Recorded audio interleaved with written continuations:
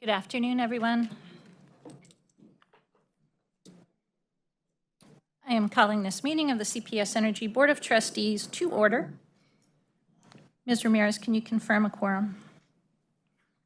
Yes, ma'am. We have Trustee Dr. Mackey, Trustee Dr. Gonzalez. We have Trustee Gonzalez and yourself. We have a quorum. Thank you. All right, we will move to the safety message invocation of Pledge of Allegiance with Mr. Mario Guzman. Good afternoon. I'll review the evacuation procedures so that we are prepared to be safe in the event of an emergency. If you hear the fire alarm, follow the instructions announced through the PA system. If asked to evacuate, use the glass door to exit outside and verbally alert others. We'll move to the main parking lot in front of the building or the AT&T parking lot at the McCullough-Brooklyn bridges. Our security team will be watching and will notify the appropriate emergency services. Lastly, we'll also have employees nearby who are trained to administer first aid if needed. Safety is our top priority, and while we hope the information is never needed, we hope to ensure we are prepared. Additionally, we ask that you remain seated during the duration of the meeting, keep the aisles clear, and do not block any exits. Will you please stand with me for an invocation?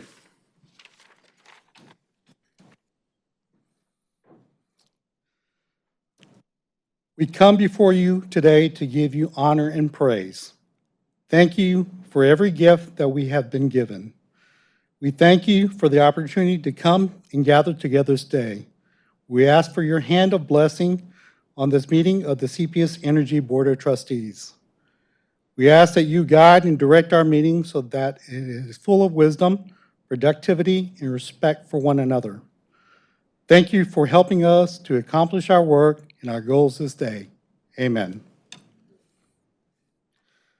Now please join me in the Pledge of Allegiance. I pledge allegiance to the flag of the United States of America and to the republic for which it stands, one nation, under God, indivisible, with liberty and justice for all.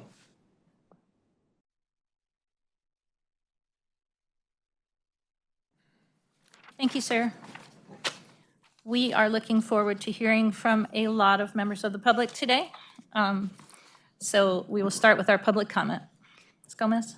Public comment provides an opportunity for members of the public to share thoughts on posted agenda items for this meeting. We will invite pre-registered speakers to speak. They may only address the board on CPS Energy related business listed on the posted agenda. Speakers should state their first and last name, the organization or group they represent, and the agenda item they will speak about. We ask that you remain seated until you hear your name called. Additionally, if you have items you would like to share with the Board of Trustees, please provide these to Board Relations and we will happily share them with the board post-meeting on your behalf. For this meeting, we have 16 registered in-person speakers. Each speaker will have 2 minutes to speak. At the conclusion of the 2 minutes, the screen will flash red and you will be asked to stop speaking immediately. Please respect this time allocation. Please cue the timer. Our first speaker is Brenda Pitts, followed by Tony Taylor.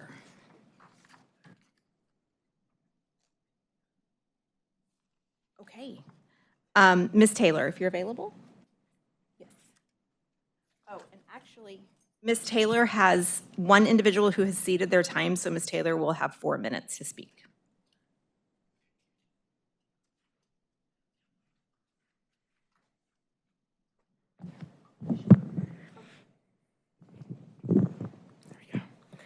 Hello, good afternoon. My name is Tony and I'm speaking on behalf of Climate Justice San Antonio, a coalition of community members and organizations fighting for clean energy, affordable utility rate structures, and an end to humane disconnections. Today we want to welcome the new CPS board member, Dr. Erica Gonzalez. We hope that you will use your immense knowledge on the connections between extreme heat and increased asthma and allergy symptoms to fight for the safety and well-being of those that live in Bexar County. San Antonio consistently has higher rates of pediatric hospitalizations due to asthma-related symptoms than the national average of non-Hispanic Black children being the heavily impacted. San Antonio also consistently ranks as one of the poorest large metropolitan areas. When we look at the zip codes with higher rates of CPS power disconnections, we see over and over again that the most marginalized residents are most heavily affected. As we know, higher temperatures can trigger or worsen asthma attacks for our community members, and over the years, San Antonio has experienced extreme triple-digit summers due to the climate crisis exacerbated by the use of fossil fuels. We are asking Dr. Gonzalez and the rest of the CPS Board of Trustees to speak up for the most impacted residents. This would include speeding up the closure process of the Spruce coal plant, finding clean power alternatives, implementing equitable rate structure for CPS Energy customers, and ending power disconnections.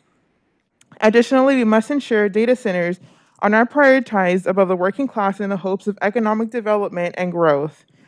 Data centers use a tremendous amount of energy and water, resources that are finite, particularly in our region. CPS Energy Chief Strategic Officer Elenia Ball said, AI, large language models, machine learning, these technologies are helping us solve some significant human and societal challenges. But we ask, at what cost? A failing energy grid, dry aquifers, and increasing energy bills? We demand transparency from CPS Energy in regards to the data center expansions, specifically concerning the purchased gas plants in South and East Texas, and we demand transparency on the potential burden data centers will put on our community. As the saying goes, you cannot get blood from a stone, and if CPS Energy does not indeed get another rate increase this year, which we at Climate Justice San Antonio will fight against, we know that even more residents will fall behind on their bills and suffer. Elders, children, medically fragile people, and working class people who are struggling under artificially inflated high cost of living and stagnant low wages. Human suffering should not be business as usual, so we implore the Board of Trustees to remember that we are more than just customers, we are also humans. Thank you. Thank you, Ms. Taylor. Our next speaker will be Didi Belmares. She does have 4 individuals ceding time to her. Those individuals are Isabella Brezeño, Colton Stewart, Giomara Bazaldua, and Nitzella De Luna. So that will be a total of 10 minutes for Didi Belmares.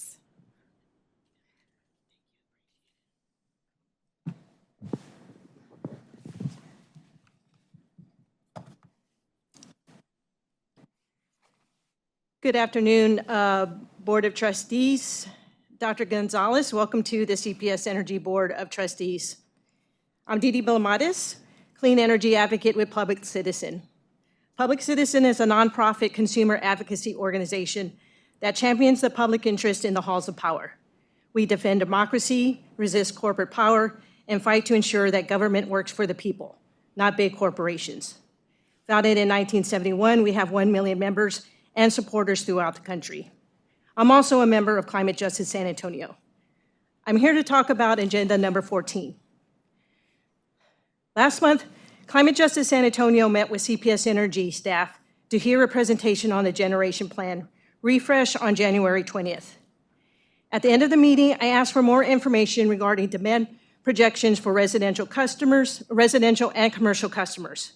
What is the demand from large load customers, including data centers? As CPS Energy is saying a rate increase will be informed by the generation plan, and power generation is being planned for growth and demand, we need an accurate picture of what that looks like. I asked the CPS Energy team on January 20th for that information and have yet to get an answer. To be clear, I have received calls from Angelo Rodriguez, Jonathan Tejerina, and Elena Ball.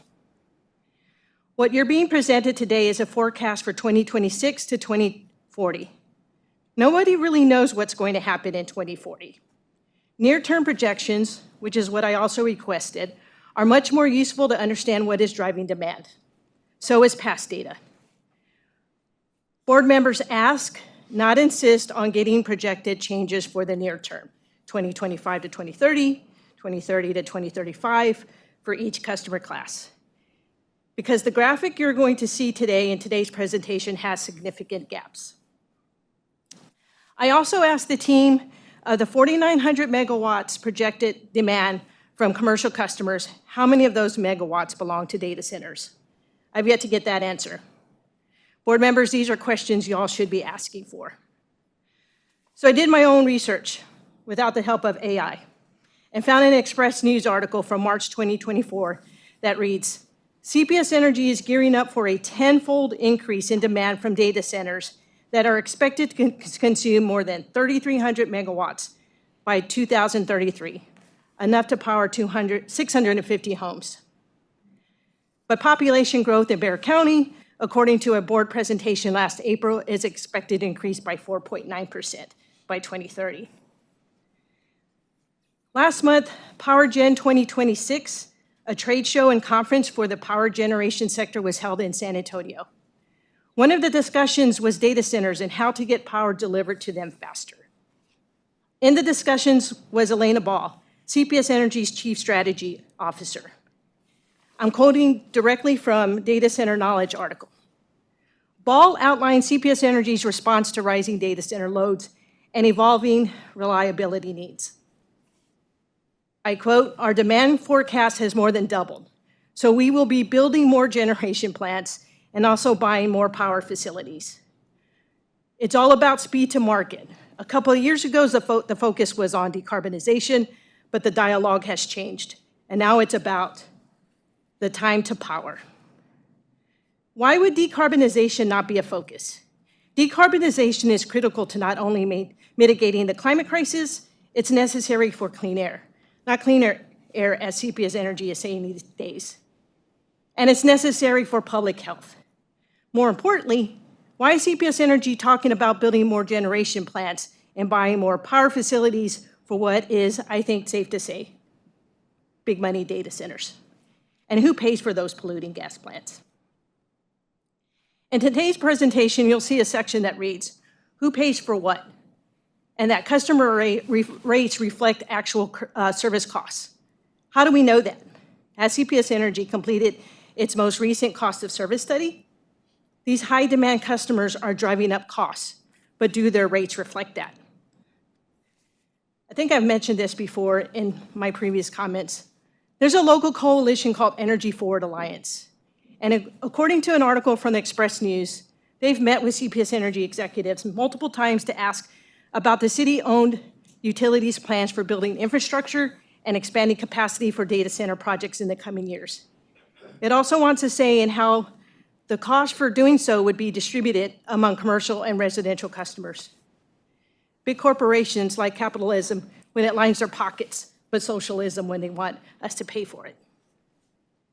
Big money corporations like Microsoft and CyrusOne, to name a few of the local data centers, are driving demand tenfold, but they are wanting all ratepayers to subsidize building and buying more polluting gas plants. Board members, are you going to put those costs on the back of residential ratepayers? Trustee Gonzalez, your quadrant has some of the city's poorest neighbors that are struggling to pay their bills and are at risk for disconnection. Other constituents in your quadrant are getting their power turned off. Many in your quadrant don't even have access to the internet, and yet CPS Energy wants to build and buy more polluting gas plants. What are you going to tell these good people when the team comes to you, Trustee Gonzalez, and asks for another rate increase? Dr. Mackey, I live in your quadrant, and I'm telling you I do not want to pay for the growth and demand for data centers. Y'all like to remind us that CPS Energy has an obligation to serve, but you don't have an obligation to prop up the industries powered by data centers, as you'll see in today's presentation. I'm from a time where I used encyclopedias for my research. I went to the library and used card catalogs and microfiche to locate books. Those days are long gone, I know. Now all a person needs to do is ask ChatGPT to write a simple sentence or some other function someone doesn't want to use their brain for. Still, I see AI's place in our world. And so does Microsoft, Vantage, CyrusOne, and all the big money corporations that have located their data centers in San Antonio and plan to build more. CPS Energy, stop moving mountains for big money data centers. Mayor Jones, move mountains for the 180,000 customers that can't pay their bills. move mountains for the people that are on the margins that don't qualify for assistance programs, but still have a hard time keeping up with rising costs. It's been over 3 years since the board approved STEP, and we still don't have a community solar program. This is a program that will help customers save money on their bills, while also helping to decarbonize our grid. Move faster on that. One last thing to point out from today's presentation that reads, continuing progress towards cleaner air and cleaner energy. What does cleaner energy mean to CPS Energy? We need clean air, not cleaner. And big money data centers are a threat to clean air. Data centers use diesel generators for backup power, natural gas capacity as well. This will mean a tremendous amount of various pollution coming from these diesel generators. Board members, the gas plants you have in your inventory or planning to build or buy are not cleaner. Those aren't cleaner energy. Methane emissions and other pollutants from them are harmful to public health and to the climate. Please stop using that phrase.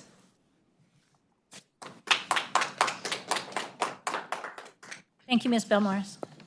Our next speaker will be Alan Montemayor, followed by Brian Lopez. Good afternoon. I'm Alan Montemayor, Chair of the Alamo Group of the Sierra Club. Once again, thank you for the opportunity to speak to you. I have a carrot and a stick for you guys today. First, the stick.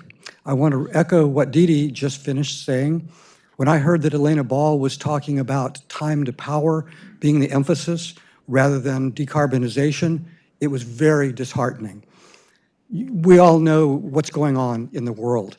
For those who are given much is expected, and also Albert Einstein said, those that have the privilege to know have the responsibility to act. And that is you guys. You have the responsibility to act responsibly in a climate-changing world. We need to keep decarbonization as the emphasis at CPS Energy. Yes, you have a responsibility to provide reliable power, of course. We get that. But please keep decarbonization your emphasis. If we go to time to power, it's just a business as usual approach, and our children and our grandchildren will pay a lot for that. On to the carrot. I've been preaching cooperation between SAWS and CPS Energy for a long time, in particular a large solar array at the H2 Oaks facility. I would like to announce that we are doing a tour of the H2 Oaks facility, and all of the people on the board here are invited. All of the board of SAWS and all of the city council people will be invited. I don't know how many will attend, but that's going to occur on March 18th. If you have never seen that facility, it is spectacular. SAWS has done an amazing job, and I think that this project offers an opportunity for all of us to have a win-win-win-win situation for San Antonio and for the organizations. So again, you'll get a single-page brief as a handout, and then you'll get an invitation in the email to come March 18th for a tour of the H2 Oaks facility. Thank you for your time. Thank you, Mr. Montemayor. And just so everybody knows, any such tour will be properly noticed according to open meetings rules. Thank you. We have Brian Lopez, who also has Theodore Slansky ceding his time to him, so he will receive 4 minutes, followed by Peter Bella.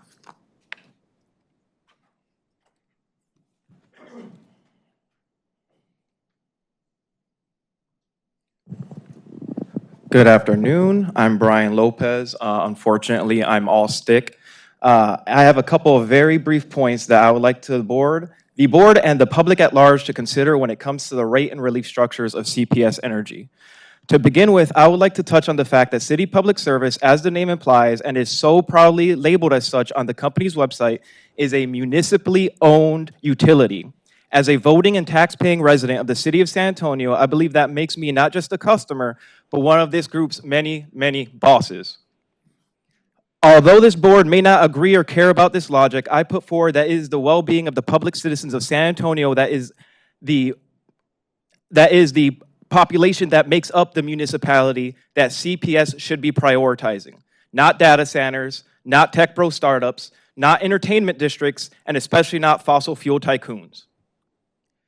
Case in point, We, the civic polity, are told over and over by this board that CPS offers a great relief program in the form of REAP, to the point that I have had to grind my teeth at several of the past meetings where members of this board congratulated themselves on how hard they did nothing substantial.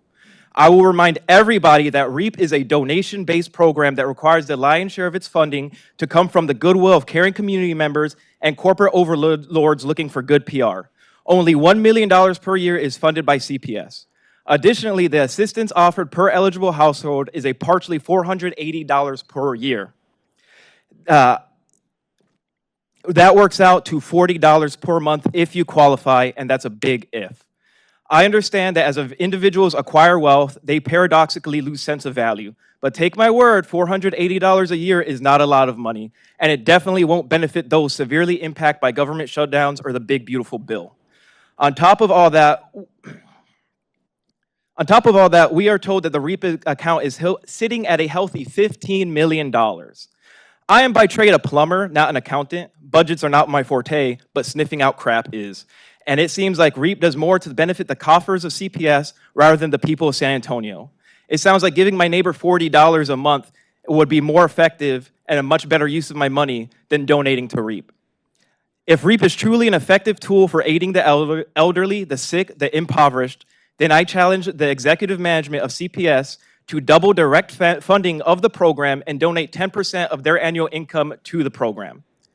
Furthermore, I implore CPS, again, as an agent of the city of San Antonio and a representative of the people of San Antonio, to take proactive and direct action against the continuing invasion of our city by federal enforcement agencies. I call on this board to do everything in their power to shut off energy and gas to any facility owned or operated by ICE or Customs and Border Patrol. Stand with your citizens before the hands of authoritarianism suffocate us all. You are welcome for my time.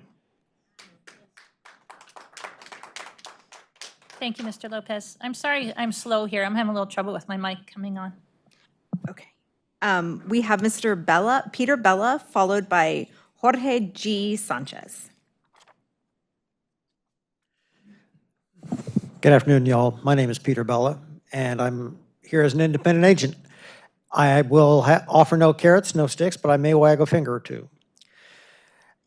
Thank you for your time. After watching the recording of the January 30th meeting of CPS Energy Board of Trustees, I became disconcerted by several of Trustee Steen's comments. I appreciate he's not here today, and I certainly welcome Dr. Gonzalez. However, I must comment there is no growing skepticism about, quote, climate change ideology, unquote. If you listen to scientists, climate science has never been more firm in its conclusions that climate change is very real. While I certainly appreciate his advisement that community meetings should be briefed on costs incurred, those costs simply must include climate impacts as well as air pollution impacts. And while I appreciate his comments on CPS Energy's indebtedness, it was our reliance on natural gas-powered generation, which in part caused the near collapse of the ERCOT grid during Winter Storm Uri, and cost not only lives, but billions of dollars paid by CPS Energy and other ratepayers in Texas to the natural gas industry. As the rest of the world knows, renewable energy is cheaper on a global scale, and it would be in the United States too, if not for selective power generation support given by the Trump administration to the fossil fuel industry. We cannot afford the politics of partisan energy policy. Thank you so much. And welcome again, Dr. Gonzalez. Thank you, Mr. Bella. We'll now have Jorge Sanchez, followed by Ed Banas.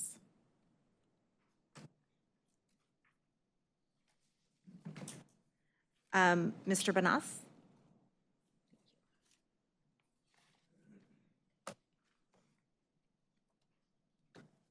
Hello, how you doing? My name's Ed Banas from San Antonio. General statement here, amendment or agenda item 14, maybe another one. We are running out of electricity, we are running out of water, we need both to do anything. Water can dry up though, then what does AI have? We can have everything, though. We need millions of acres of solar and wind and batteries and geothermal, build new power lines along our interstate systems, build water pipelines along our interstate system. Do not go through hill country, please. We will have to have the greatest recycling program ever to go along with this. We need to open Yucca Mountain because we are a very dirty society. Frogs get out of hot water. We humans do not.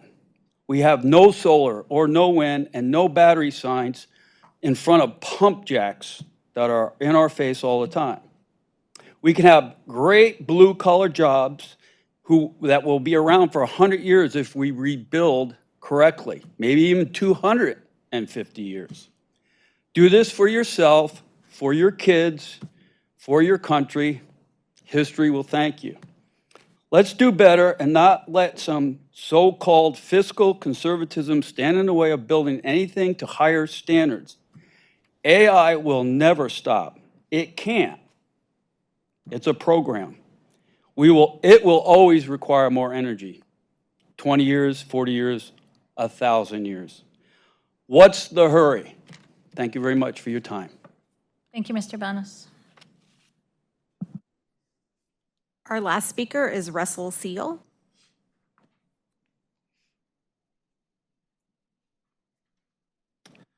Thank you, board members. Thank you, Rudy Garza, very much for having us here. I'm Russell Seal, and I've been a long-time activist working on CPS Energy issues. First got involved in probably 2010 when the conversation on nuclear power came up on expanding STP 3 and 4. And I am here today to talk about the generation planning and remembering our history and what we were told back in that time period with a whole previous generation of management and board members. As we were trying to expand then, and I find the conversation about data centers and stuff very similar to the conversation that we had back at that time period. We were originally talking about expanding a nuclear plant to $9 billion, ended up found out over $18 billion. It came out to be around a $5 billion lie, that management. The projections back then that we had were 70 cents for wind. Just if y'all are, the ERCOT market grid, I hope y'all are each one looking at this on a daily basis.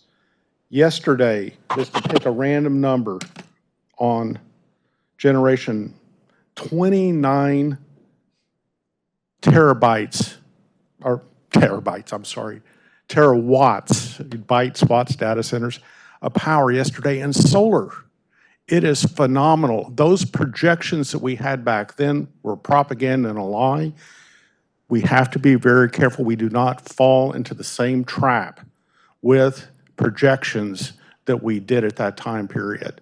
So the new word in New York Times that Dr. Steen had brought up, but we have now neo-royalism, the protectionism that we have going into this class of folks. We have to be very, very careful of that we do not become part of subsidizing that as our ratepayers here. And this ratepayer issue. Thank you. Thank you, Mr. Seal. That was our last speaker. All right, thank you. So I will go into my brief welcome remarks. Just a couple quick things. I love talking about the ERCOT app. Everybody should have it on their phone. Right at this second, it is showing that Texas is using 73% solar and wind, with another 6% going into battery storage right now. Also, in case anybody's wondering why I'm wearing a New Jersey pin, it is in solidarity with my people back there on the Jersey Shore, which is getting walloped by a blizzard right now, which is very unusual. And hopefully the lights stay on for them. So today, we start a new chapter. We continue momentum on executing to the Vision 2027 and Horizon 2050 plans. We have a packed agenda. We will hear updates on that strategic progress, along with our financial plan and the generation plan. And this work is all critical in moving this organization forward to help our growing community. Trustee Dr. Erica Gonzalez, welcome. joining us at a time when we will work together as a board to guide the organization on this progress in a very complex time for our community and for the entire energy industry. So I welcome you. If you want to have the mic for a minute, feel free. It's an honor to be here, and I'm looking forward to serving in this role. Thank you very much for the comments. We appreciate the feedback.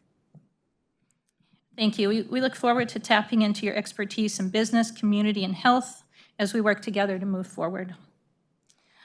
We should be getting a slide up asking everyone, all of our customers, provide your feedback, please, on the generation plan refresh. There is still plenty of time on this. We have a QR code with a link to the survey. We do want to and need to hear from you. We need to hear from everybody. The more input, the more data we have, the better. Still plenty of time to provide feedback. We will hear another brief update today, but we still have a lot of work to do before we vote on this. So the team is actively in the community. So please take a few minutes to complete that survey and to join us at an upcoming event as you can. Okay, moving on to item 5, to CEO recognition and remarks. Thank you, Chair, Dr. Romero, and again, welcome, Dr. Gonzalez. The whole team looks forward to working with you. I also want to take a moment while folks are coming in to recognize our new Chief Operating Officer, Frank Almaraz. Frank, please stand. I know there are meetings being scheduled for individual touch points with the board members, but we are very glad to have Frank back. Today, I'd like to recognize and celebrate our ERP Global Design Team for their outstanding work and commitment. The employees that are coming in are a few of the more than 800 subject matter experts who contributed to this effort and who provided invaluable insights and played a critical role in laying the foundation of our Evolve transformation program. What this team has accomplished together over the last year far exceeds what could have been achieved individually. Through 271 global design workshops, over 800 SMEs from across the organization collaborated to identify more than 8,000 business requirements and over 1,200 change impacts on how we're going to do business going forward as we implement our new enterprise system. This level of engagement and alignment has been truly remarkable to watch, and I've participated in a number of those sessions. Each SME balanced their project responsibilities along with their day-to-day roles to make this work a continued priority. Their expertise, thoughtful input, and forward-looking recommendations will directly shape how we operate and succeed in the years ahead, and that work has happened all the way down to the front line level with our workforce. Because of their efforts, we're well positioned to move confidently into the next phase of this transformation, which the board has spent a lot of time providing input and oversight into a $300 million plus effort, multi-year effort over the last several years. So on behalf of our leadership team, I want to extend our sincere appreciation for the commitment to this process. I would encourage you all to let's continue to build on this strong momentum as we advance towards our Vision 2027 and Horizon 2050 goals together. So please join me in congratulating and recognizing the Global Design Team for a remarkable effort.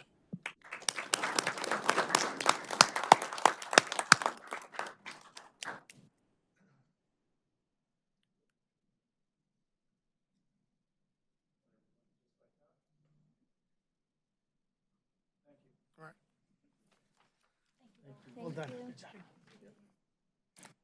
All right, I'll get back to work. Got a lot of work to do. All right, so today's going to be a pretty heavy day. I want to remind the board that generally we have our budget conversation in January, but I thought it was appropriate to give our new trustee an opportunity to vote on this fiscal year's budget. Our fiscal year is weird. Dr. Gonzalez, it's Feb 1 to January 31st. But we're looking forward to having a conversation about and answer your questions about the extensive work that has gone to align, our metrics and what we think we can reasonably accomplish with the resources that we think we'll have available. And again, it's all in the pursuit of the strategy that we've worked on together over the years. So, it's really important that our team get the feedback that you have for us so that we can get this right. But this will establish the work plan for the year ahead. Everything we will do for the next 12 months is wrapped up into our budget, our financing plan, and what we're going to focus on as an organization. In addition to that, we'll also have a conversation about the financing structure associated with the extensive amount of transmission work we have to do in the years ahead. And so, we're looking forward to that conversation. So we are ready and prepared to answer whatever questions that you have, and then we will take the board's lead on kind of how we proceed. So thank you. Thank you. Today, we are doing an early executive session, but of course, everyone is welcome to wait for us to come back in and reconvene in open session. Ms. Ramirez, will you take us into executive session, please? Yes, ma'am. At this time, the board is going to recess into executive session to discuss matters that have been duly posted under several provisions of Chapter 551 of the Texas Government Code, including consultation concerning attorney-client matters under Section 551.071 and deliberations and other authorization on real property under Section 551.072. At the conclusion of the executive session, the board will reconvene in open session and continue the meeting. It's 1:37 p.m. going into executive session.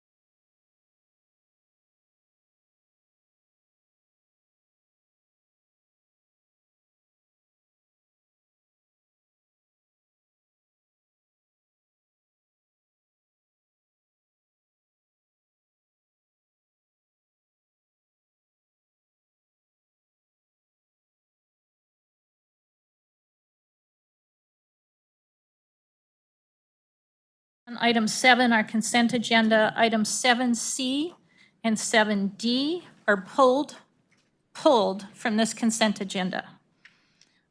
So we are now looking for a motion for item 7A, payment to the City of San Antonio, and 7B, minutes from the regular board meeting, January 30th, 2026.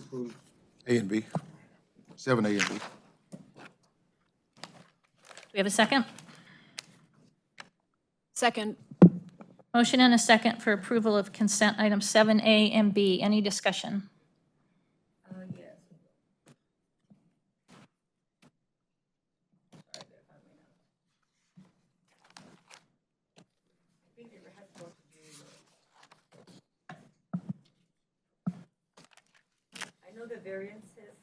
I'm sorry, I know the budget variances are within scope, but I did gonna ask questions to Cora if that's okay, Madam Chair. This is On item A? this is for items A or B? 7A and B. It has to do with the payment to the City of San Antonio. Oh, okay.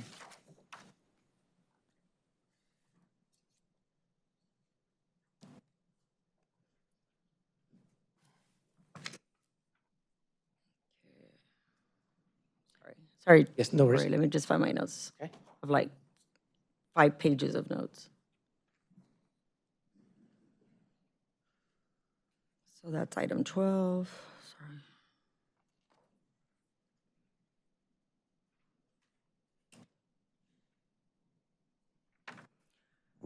So again, I just want to make sure I understood because I went over the reports. So again, and it's typical, again, CPS Energy, of course, requesting the approval of the payment to the City of San Antonio. So January 2026, again, actual city payment was about 44.74 million, right? Versus budget of 45.62 million. Yes, ma'am. And then the variance was like about 878K or like minus 1.9%, more or less. Correct. That was the delta.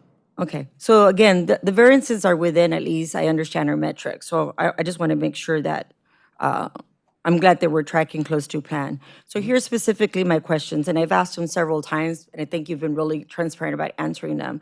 What drove the 870K shortfall versus the budget in January? Was it weather-related, customer usage, or something else?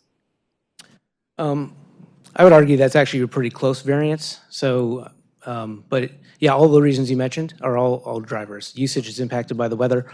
It was a milder January than planned, but we had a lot of wholesale revenue, so that's why it came out pretty close to what the city was expecting. I think we were within $1 or $2 million of our forecast for the whole year, honestly. Right. So it was a pretty good estimate, I think, over the 12-month period.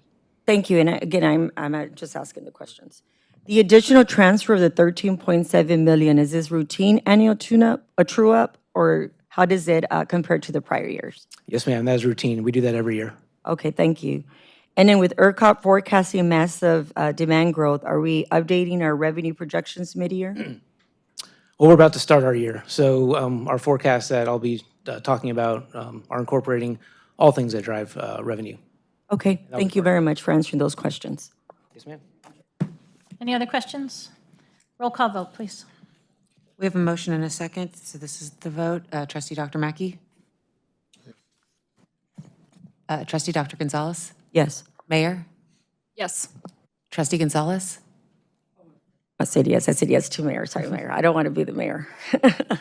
There's 2 Gonzalez's. Sorry. Chair? Yes, Motion carries. thank you. All right, we're moving to item 8, which is board committee reports from the Personnel Committee meeting, Audit and Finance meeting, the EBOC meeting, and then the CIC reports. Thank you, Steve Bennett is here today. So we have various reports from the CIC and the working groups. They are all in your packet. Does anybody have any questions or discussion on these items?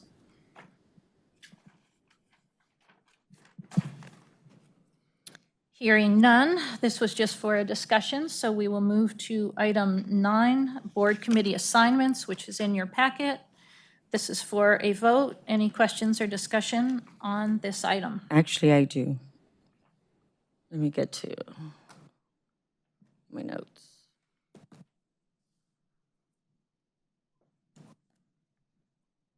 So while I look for my notes, one of the things I sincerely appreciated last time, Dr. Romero, is that you actually asked us what committees we wanted to be on. And so we were able to provide feedback, and you took that into consideration. I really appreciate that. This time we weren't asked, and I understand as a chairwoman, you have the right to appoint individuals to any committee. And again, that is your preview. But I did want to know, I want to support a new colleague, and this isn't about her, but I have to be transparent that I was removed from risk management without prior discussion. Vice Chair Mackey was removed from personnel. Given the scale of decisions before the board for year 2020, the remainder of 26 and 27, including a 2.8 billion budget, a 3.6 billion in financing authority, and a major generation decision, I don't think it's the right time to reduce experienced trustees' oversight on those committees. I like to understand the rationale before we vote. That's fair. I did not ask for people's preferences. I did it last time because I was doing it for the first time. I suppose this time I was, of course, needing to replace Mr. Steen on committees. I, for the most part, tried to keep things stable, putting in Dr. Gonzalez where Mr. Steen had been. I believe it is very important to have experience on operations oversight. Suppose it's a subjective consideration. I think operations oversight is the most important committee. I think it's very important to have an experienced trustee chairing operations oversight. And so I put you as the chair of that one. Again, in my opinion, I believe that having a new trustee as chair of risk management makes sense because risk management is somewhat different than the other committees. They are on a slightly different track. They have a lot more support from staff. Risk management meets more seldom, and because we are all members of risk management. So that's why that made sense to me. The others, I just, as you know, you need to have a balance. I wanted to make sure everybody had a mix of being chair and being on committees. So this was, I on my own, I went through a lot of different combinations on this, and I believe that this is was the best one to take advantage of the experience we have and to bring in our new trustee into important positions of experience. That's it. Okay, as I stated, this is not a reflection of Dr. Gonzalez's qualifications. Again, I don't, I respectfully disagree, and I'm not sure if I can make a motion based on protocol, or do we need to take a vote first? What would your motion be? I move to amend the committee assignments to reinstate my seat as risk management and Vice Chair Mackey on the Personnel Committee. The governance allows the chair to assign committees. Understood. All I can do is say, and I want to make sure it's on the record. All right, well, I think this is the one that we're going to vote on, but I take those under consideration. I would just ask you to remember how it is when you're trying to balance these committees. It's very difficult. So any other discussion on this? Roll call vote, please. Oh, I'm sorry, we don't have a motion. Madam Chair, if I may. I was just going to say, once the motion is made, somebody can make an overriding motion that amends, and that would then be the priority motion, irrespective of what the chair is able to do, correct? That's right. No, actually, the way the governance sets out, the chair has the discretion to set committees. The board has the governance requirement to approve, within each committee charter, to approve annually the chair and the chair and other committee member. So no, I don't think that we could circumnavigate the chair's right to set committees. You all just can continue to vote down and you won't have committee assignments.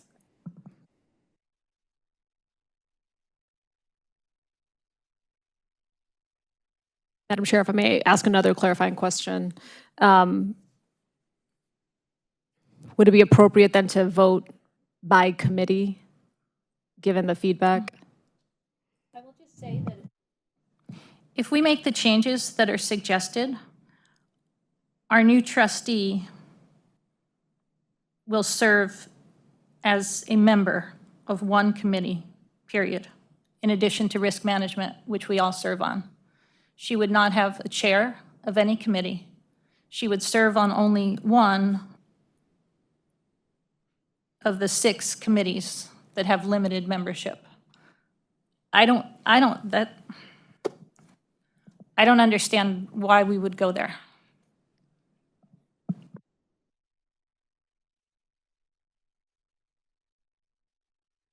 Willing to give up any other committee. I mean, I don't think I want to be in all the committees. I'm just asking for consideration to be as a senior trustee on key committees. We just had the public tell us that we need to make good decisions on their behalf. And again, this is not a reflection of Dr. Gonzalez. This is just a reflection of the way, I mean, experience matters. These are not easy topics. Well, they're not, and that's why I have you, Trustee Gonzalez, as the Chair of Operations Oversight, which again, I think is our most important committee, our Technology and Resilience Committee, which you lend your expertise to.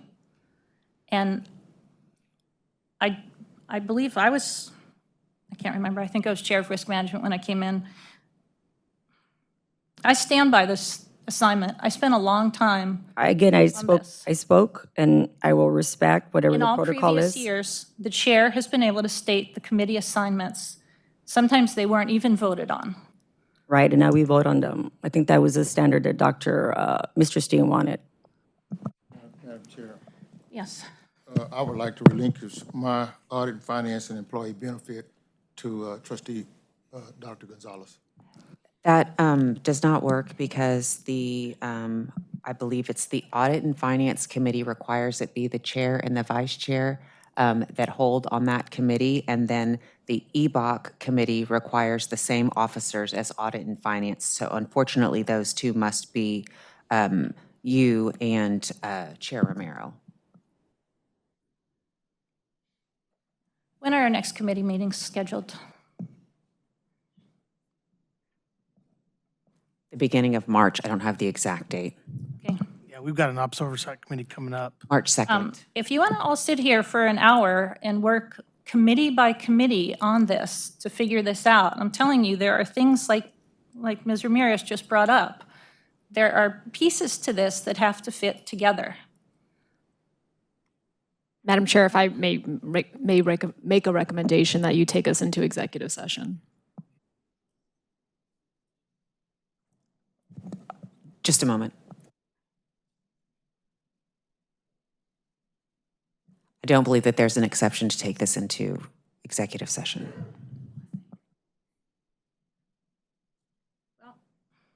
I'm going to make a motion to approve this roster. I'm going to go ahead and second. Any more discussion? Roll call vote, please. Trustee Dr. Mackey? Skip. I'm sorry, I need a yes or a no or an abstain. Skip me. Dr. Mackey, can you please, we need a vote on this matter. Have we skipped before? Do you mean skip like? Yeah, I'll come back later. You know, for 4 years, I've been the first one to vote. I don't understand that. I thought for years we've done it, but I'm okay with it. I just want to skip me right now and let me think about this. Okay. I had never thought about the order in which we do the vote. Point taken. It was a consistent way, but we got off it somehow. But that's okay. It's not a problem, but I just go ahead. All right, we'll start with Trustee Dr. Gonzalez and come back around. Trustee Dr. Gonzalez? I vote yes. Mayor? Yes. Trustee Gonzalez? I vote no. Chair Romero? Yes. Trustee Dr. Mackey? No. Motion carries. Thank you. And I'm sorry if people are concerned about this. I will work with you to get communication. I need to have answers back. Well, never mind. No comment.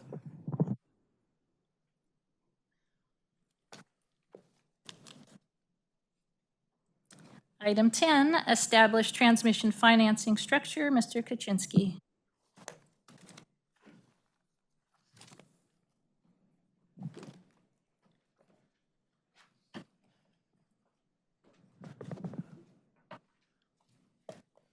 All right, thank you, Chair, and good afternoon, trustees. So this is going to be the first of 3 presentations that I have today.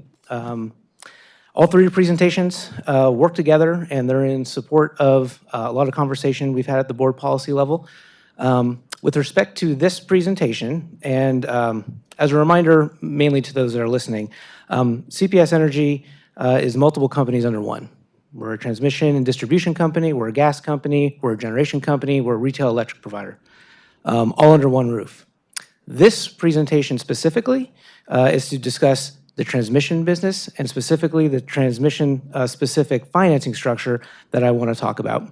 That is intended to de-risk our financial position from the amount of construction and build that we anticipate doing. So I view this as a very proactive, positive step. So with that as the background, we'll get into the agenda. I'll recap very briefly some of the things that we've heard previously at the Board of Trustees meeting, and then go into the ask.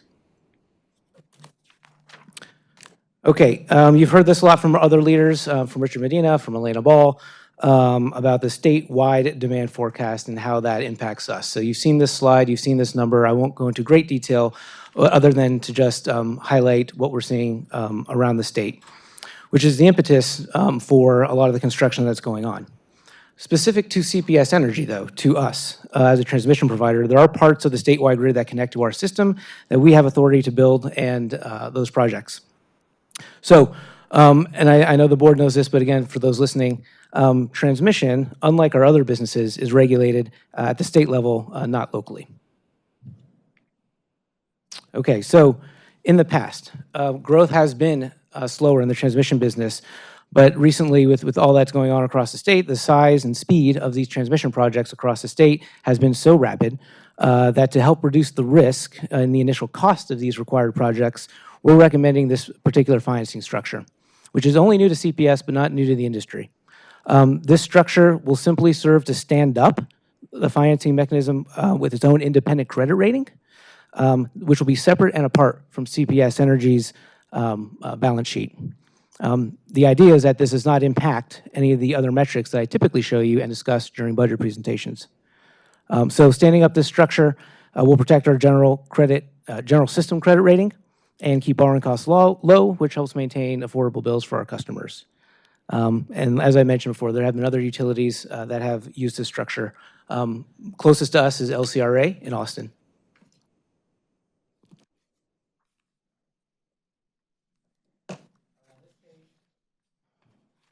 Sorry about that. On this page is really just the following projects that we've identified as qualifying for funding under this structure. They total nearly $1.7 billion through 2032. Specific to this year's budget, we anticipate spending $70 million, which is noted on the slide here, because they are in the early stages and there's not a ton of outlay up front. So again, I just want to clarify, I'm asking to establish this structure. We're not going to start issuing any debt on these projects for up to 2 to 3 years. And we're simply going to cash fund that $70 million, which will be noted on our budget presentation. The last point I would make is, in order to begin, in order for these projects to qualify for this, we need this structure set up before the construction begins. And the very, very last point is these are state-required projects. So if we choose not to do the build, someone else is going to build it, and we'll still have to pay our cost. The benefit to us is we get to use our cost of capital, which is beneficial to our customers. This last slide here was just, hey, what happens without this structure in place? Fairly straightforward. We believe that it could raise the potential for credit rating downgrades, reduce our financial flexibility for the rest of our businesses, impact our leverage metrics in particular, and ultimately limit our ability to fund our capital programs for the rest of our business, for anything. And so for those reasons, we think that it is a very beneficial product. I would turn it over to you, Chair. We'll request the board approval to establish this transmission financing structure going forward. Thank you. Thank you. All right, let me start on my left. Questions. There's an item for a vote. Mayor? Thanks, Corey. Yes, We're going to, for those, for members of the public that are listening, that want to make sure they, understand how this potentially factors into a potential request for a rate increase. This has no bearing on that, correct? Yes, ma'am, that's correct. Okay. And I want to make sure, just to rephrase what you just said, which is this will need to be built. Yes, ma'am. And this approach, which is us building it, does not make it more expensive when people see an increase in their transmission line on their bill, right? This approach does not make that higher than it would have otherwise been had somebody else built it, correct? Yes, that is correct. Okay, and then the benefit of this, us now doing it this way, is the revenue that comes to the city, right, once this is in service as anticipated, December 2030. Okay, so no impact on request for rate increase, and two, whatever increase is seen on that transmission line would have been at least what it would have been had somebody else built it. That's Okay, correct. got it. But this allows money to come back into what the city's payment is. Okay, Yes, ma'am. thank you. Absolutely. And Mayor, I would also add that our ability to deliver these projects at a lower cost because of our cost of capital is also a net benefit to the ratepayers, quite frankly, across the state of Texas. Thank you, Mayor. Trustee Gonzalez? Yes, I actually have several questions. So just so, again, I can understand, we're being asked to establish a new legal and financial structure, the special facility credit, to finance, I think, about 1.69 billion, is that correct? Yes, ma'am. In transmission projects separately from the main utility system. And this is not a irreversible structural decision, correct? Are you asking, is it reversible? asking, Oh, well, it can be in place and unused, because right now we're not issuing any debt underneath it, but we anticipate using it. Okay, and so just real quick, so we're gonna be asked to approve a resolution that creates a new legal entity called CPS Energy Expanded Transmission Project Special Facility Credit, abbreviation S as in Sally, F as in Frank, C as in cat, right? Okay, so the projects that we're looking at is on slide 5. So here are my specific questions. Here are the things that I see as risk and potential concerns. Total exposure could reach about 2.7 billion. If phase 2 proceeds, this can be a significant capital commitment. Another area is revenue from T-cost rates won't materialize until projects are in service around 2029, 2032, creating a potential funding gap. And the board is establishing criteria and findings today that will bind future projects' inclusion into the SFC. And then understanding inclusion, exclusion criteria matters. So the resolution delegates significant authority to management regarding the future of SFC projects. So specifically, here's my question. What is the projected T-cost revenue once all Phase 1 SFC projects are in service? And does cover debt service with a comfortable margin? Does it cover debt service with a comfortable margin? Yes, everything in the transmission world is intended to recover cost. And it's pretty formulaic in terms of the methodology that the PUC has that we will follow for this project. And it's within a comfortable margin? Yes, I mean, it's based on actual cost. So we'll have the evidence over the next handful of years as we do the projects. Okay, and what are the specific credit rating implications if we absorb these projects into the main system without the SFC structure? I think it would be negative. I mean, you would just add additional debt to our balance sheet, and you know, this is the tool really to protect that in our customers. I mean, it's a net good guy. I'm really excited about it. Can you kind of explain it a little bit again, how, again, by having this separate entity, how it actually back to a rate? Because that's always something that's not always understood, the way they the way we're rated, I guess. Yeah, I think the mayor stated it, you know, very good. The projects that we're doing, we want to do. We want to control our own destiny. We want to build our projects. The speed and the size of these is a lot really quick, and there is a little bit of regulatory lag.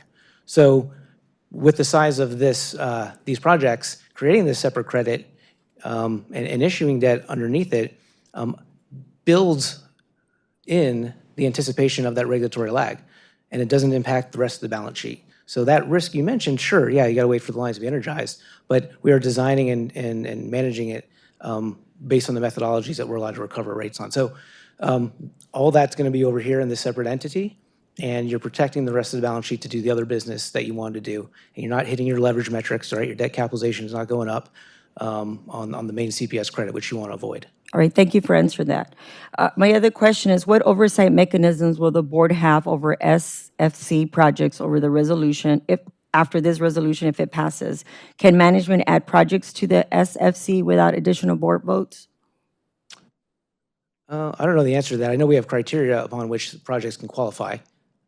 Shanna, do you know? I don't believe that there is any established governance for the criteria to add projects to the transmission financing structure. However, there are legal limitations of the type of projects that could be put into this credit structure, and those would always be followed.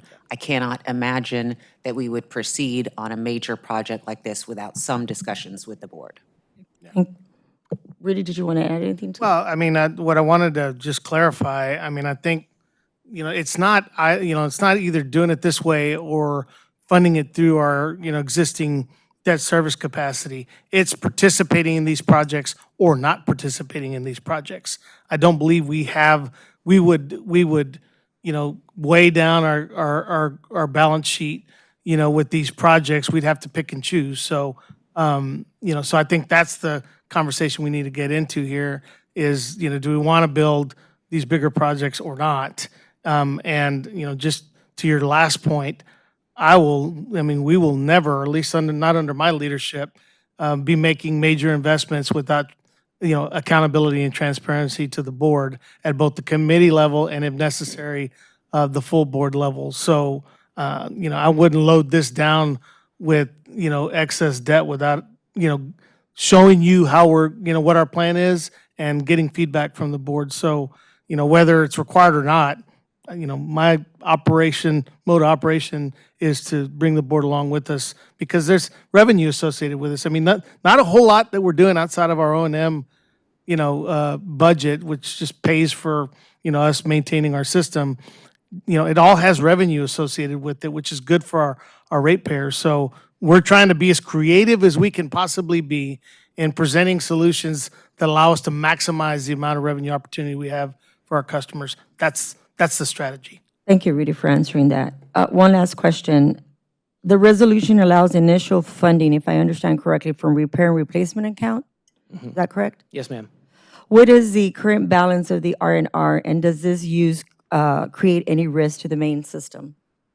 No, it doesn't. I don't remember our balance. Our total cash balance is around $1 billion, $1.1 billion. And this $70 million will be cash funded. And as noted in the resolution, it speaks to when debt is issued underneath this, it would be refunded, whatever cash outlay we had, back to the R&R. So it protects CPS in that manner. Thank you. And I'm sorry, one last question, and I think this is more for legal counsel.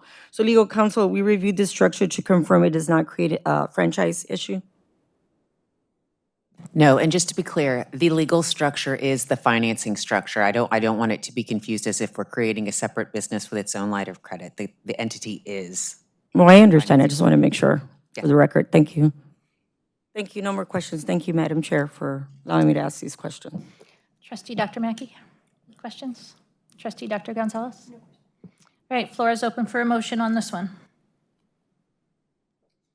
Madam Chair, I've got one more clarifying question.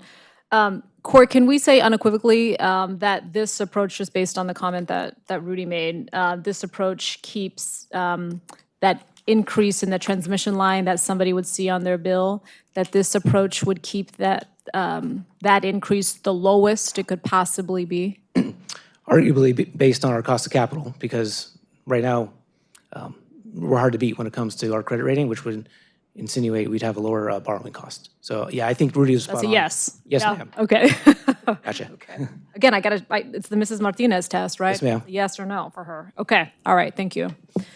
Let me also just say one more thing. It helps in case, Corey, you did a good job of talking me through it. But when the credit agencies view transmission as less risky, right? Which is why there's value in this having a separate line, right? Yes, ma'am, that's correct. So that is the other piece of, de-risking this as much as possible so it doesn't affect other things that we're doing is also a positive thing and why I will be supporting this.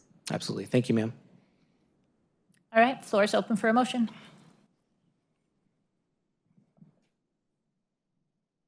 I'll go ahead and motion to approve the established transmission finance structure. Second. We have a motion and a second, and for our roll call votes, let us conclude with the vice chair and then myself, if we can. Yes, ma'am. So I will start with Trustee Dr. Gonzalez, I vote yes. Mayor, Yes. Trustee Gonzalez, Yes. Trustee Dr. Mackey, Chair. Yes. Motion carries. All right, thank you. We are on item 11. We will, of course, get through all of our items, but we are getting a little close on time, just to remind everybody. Ms. Ball? Good afternoon. Today, I'm going to be providing an update to the board on our Vision 2030 goals and strategic initiatives, as well as share with the board our fiscal year 2027 enterprise milestones, measures, and targets.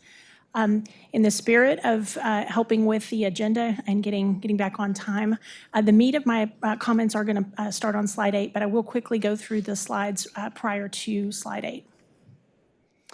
Just as a reminder, we are continuing to plan to our Horizon 2050 framework. And again, just as a reminder, we are still operating under Vision 2027. However, with this planning cycle, we're beginning to target our new areas of focus for Horizon 2050, being the areas of reliability, value, cleaner energy, financial strength, and team excellence. As a reminder, fiscal year 2026 just concluded. We will be providing a full year debrief at next board meeting. But this is our current enterprise scorecard and measures for the fiscal year that we just left. Under Vision 2030, again, we're taking our 5 categories and we're planning toward those. And we do have both goal descriptions and strategic initiatives underneath this new framework. But the majority of the work that we have under 2027 is continuing. We're just pointing that work underneath this framework. So as I mentioned, we do have milestones and measures that are designed and are required under fiscal year 2027 to move us toward our 2030 goals. We've taken a number of steps, first and foremost, working with this board and with our community, defining our strategies and our outcomes. We've also focused our investments that deliver value to the customers and community. We've worked to align the organization through a cross-functional collaboration on both shared goals and priorities for the organization. And what you'll see in our updated scorecard is targeted initiatives funded to strengthen our system, both from a reliability and a resiliency perspective. On measures and targets, a reminder of how we go about measures and target setting. We do look at historical performance. We also look at forecasts and trends, things that are coming that are ahead of us. We also look at external benchmarking where we can. We look at resources and funding, and always look at the value to the customer as we're setting targets. So this is the fiscal year 2027 measures and targets. We have kept all 8 measures that we've had under our previous scorecard.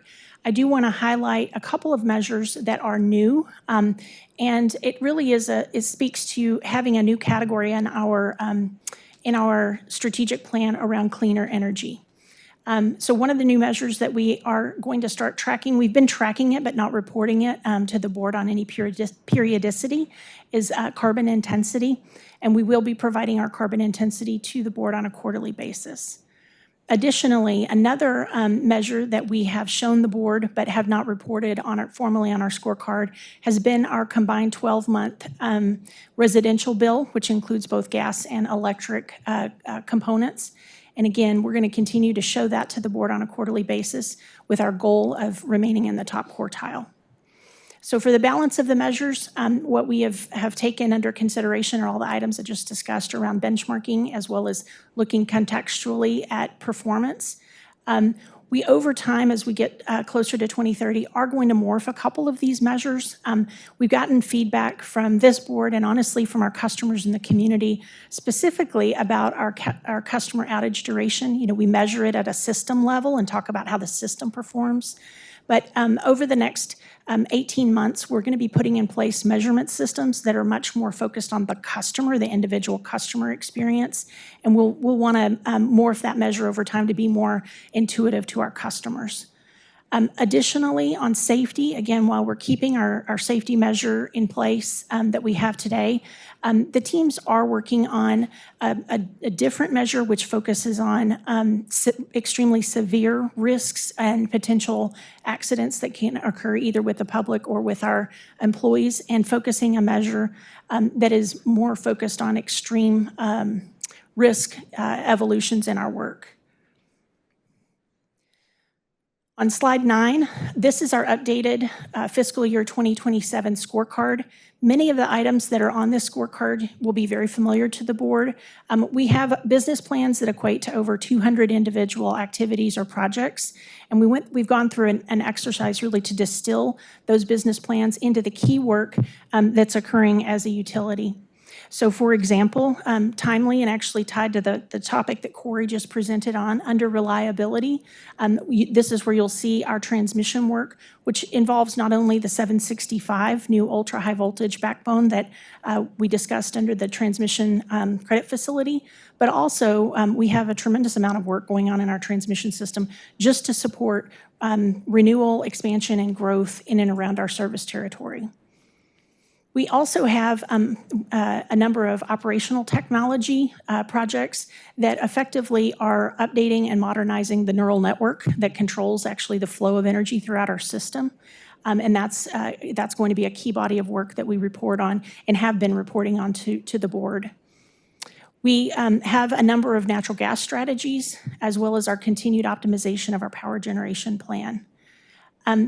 Under value, probably the most noteworthy item in this on the scorecard relative to value is our digital transformation that is being led by our CIO, but is an enterprise-wide initiative that we're all involved in, replacing our outdated ERP system, but is also replacing dozens of other types of systems in our landscape, and ultimately are going to unlock functionality and products and services that today, due to technology limitations, we can't offer our customers.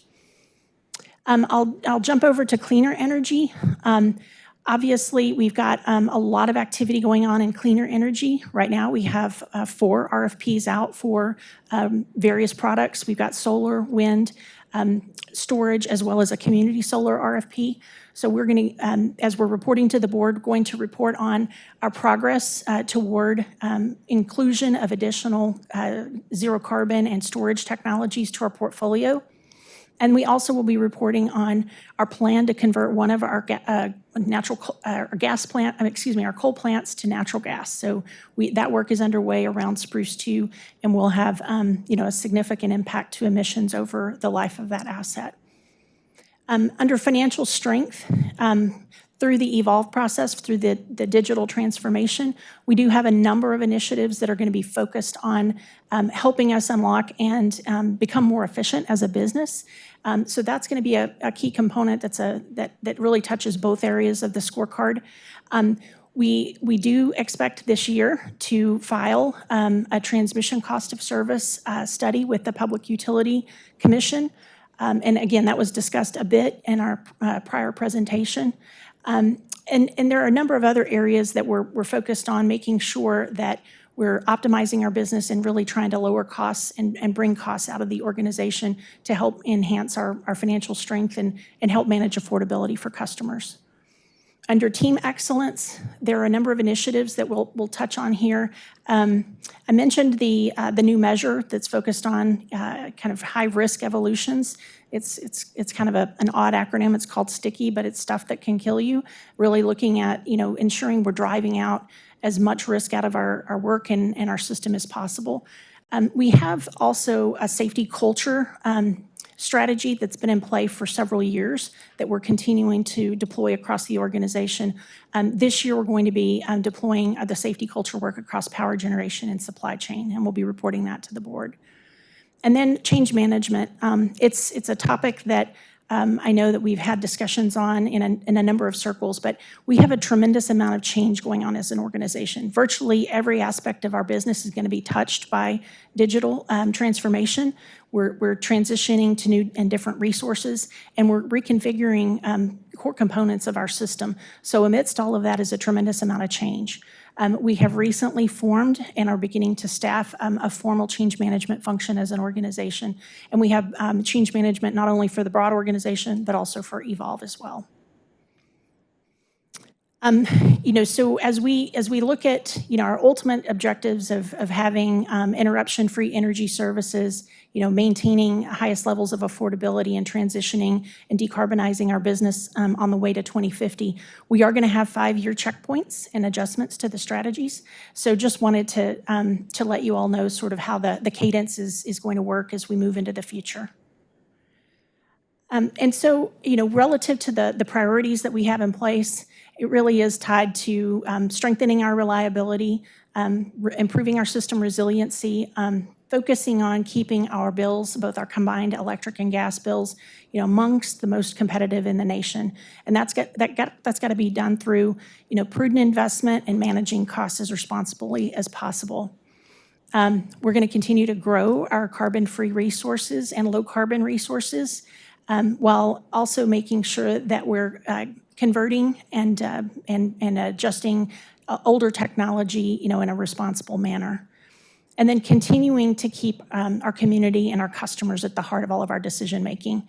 I think at the end of the day, we talk about our team and our workforce, but ultimately all of the work that we have ahead of us and that we're accomplishing, we get done through our team members. And so advancing our safety culture and making sure we're focused on employee engagement and evolving our tools so that our team members can be more effective and more efficient, all of that is tied into where we're headed.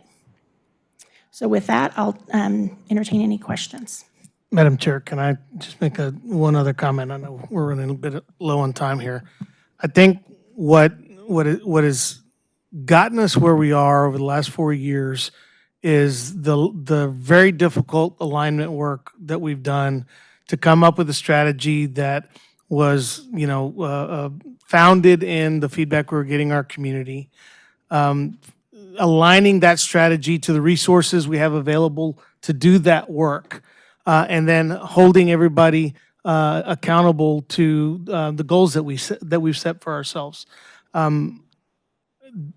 That's the winning formula for us to continue to do what I think is extraordinary work in an environment where our industry is changing so rapidly. So, what's most important for me and the organization is, for us to leave these conversations with alignment on what we're trying to accomplish and how we're going to view success, and then allowing ourselves to put the resources to that make, meaningful, allow us to execute it meaningfully. So, so I'd like for that to continue to be our approach. All I want to know is what you agree with us in the community on what we're trying to accomplish, and then we will give you a budget and a scorecard that reasonably allows us to accomplish those things. And I think that's what today is really, the entire conversation on the agenda today is all about. All right. This item is for discussion, not for a vote. So we'll start on the right-hand side. Trustee Dr. Gonzalez, do you have any questions or comments? All right. Dr. Mackey? All right. Trustee Gonzalez? No, thank you. Mayor? Yeah, thanks, Elena. I appreciate the presentation. And I really appreciate this because as we are looking at all of the changes at the federal level, not only when it comes to power generation, what is incentivized, what is not, as well as then the public health consequences as it relates to that, this is extremely important that we understand kind of where we are going. And certainly as a municipally owned utility, the ways in which the city then may need to, frankly, ramp up our own local efforts to meet some of these targets, if in fact that is more difficult as a result of some of the changes that are happening at the federal level, as then we also are thinking about certainly our 27 ledge agenda. So thanks for laying that out, as well as, frankly, the also very challenging fiscal environment that many of our neighbors are going to encounter here. Well, frankly, we're even seeing it at the city with our own budget gap and the implementation of the One Big Beautiful Bill, which will see cuts to Medicare, Medicaid, CHIP, and SNAP. So I wanted to revisit some of the items on slide 8, please. Elena, when we think about strategically investing in the community, the final results being 72% and then a goal for 70%, I mean, obviously we want to invest as much locally as possible. So what is our understanding of the maximum? What can the market locally withstand? Yeah, that's a good question. We have not, to my knowledge, done a supplier availability study in a bit of time, but I'll probably need to get some help from our friends in supply chain on that. But look, our goal is 70%, and we've had that goal for for some time. Certainly as we have larger, more complex projects, you can at times run into challenges of getting certain types of expertise or specialized equipment.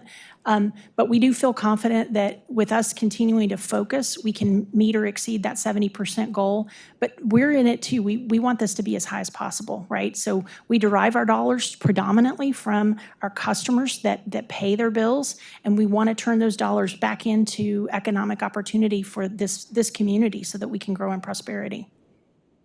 Yeah, I think 70% reflects an achievable goal for us, and again, we've beat that over the last couple, few years now, and we've had some of the most difficult conversations around this dais have been around, our supplier development programs and what we're trying to accomplish. Mayor, I think it year over year it changes because some contracts are up some years and that allow us to really maximize our local spend, and other contracts, might require us to hire some, firm from Germany or something because of a particular, type of machine that we're working on. So it really is the cycle of the contracts that, that are coming up in the year that will determine whether it could be 80% or maybe it's 60%, depending upon that. But I think 70% reflects, value for the community at a metric that we believe we can achieve. Yeah, thanks. Madam Chair, I'd ask that we actually do that supply analysis that you talked about, Elena. I think that'll help us understand not just what we think is achievable, but what is in fact possible in our community. And totally appreciate the point. Some years, based on what we have to procure or what we may need to do, it may be a little bit lower than we'd like it to be. But, I was raised by Asian mom, so 70% looks like just passing, right? But again, understanding how many points on the test we can actually get is really important. So I look forward to that supply analysis, and I think that actually gives us a stronger case to make to the community as to why 70% is the number, or maybe it should actually be closer to 80% or 85%, or frankly, maybe we need to parse that out based on type of thing we're trying to do in the community, not only based on what we have today, Madam Chair, but also on, frankly, the vendors locally that we're trying to continue to grow, right? So I appreciate that. On the cleaner energy point here, I think this is also, again, really important that we're going to have now this quarterly update on carbon intensity. Dr. Gonzalez can attest better than anyone here, the impact of emissions and asthma rates in our community and what that impacts, not only in terms of youth development, but also, frankly, educational attainment, as people miss school too often because of that. So, understanding where this is, but also at the city level as we're engaging with, and developing our own economic development deals, if we are finding it is harder to meet some of those cleaner energy goals at the city as a result of what's happening at the federal level and at the state level. Again, this is an opportunity for us at the city to bake those in maybe a little bit more strongly into our economic development deals because we are so committed to meeting our clean energy goals, which we are finding to be more difficult, again, as a result of what's happening at the federal and at the state level. On slide 9, please. On slide 9, Elena, when you talk about the second point under value, improve the large load customer experience by enabling power solutions that comply with regulatory requirements. Can you give us an example of what an improvement might look like? And again, just for the general public, an example of a large load customer? Sure. So an example of a large load customer might be, a large manufacturing facility. We have several of those in our service territory. Also could be maybe a large warehousing facility. Of course, there's a lot of conversation going on right now relative to data centers, and data centers have grown in size, and so they represent large loads. Under the last state legislative session, a new rule was passed called Senate Bill 6. And Senate Bill 6 specifically defined what a large load is, just electrically, and has certain provisions under that piece of legislation that have requirements relative to those large loads, whether they're a manufacturing facility, a data center, et cetera, to be able to shift their load during times of emergency, for example. And so an example of a solution or of things that we need to be able to do to be responsive to that Senate bill are to be able to work with these customers on either being able to isolate their load or have behind-the-meter generation for their facilities. And so it can come in a lot of different forms. We visit and are working with customers of all different types and different behind-the-meter solutions. But that's an example of one where we are working actively to be able to make sure our customers can comply with the rules. And also, quite honestly, so that we can, in certain constructs, work with them to deploy those resources in a way that benefits all of our customers when prices are high or grid conditions are tight. So that would be an example of a solution that is underneath that work.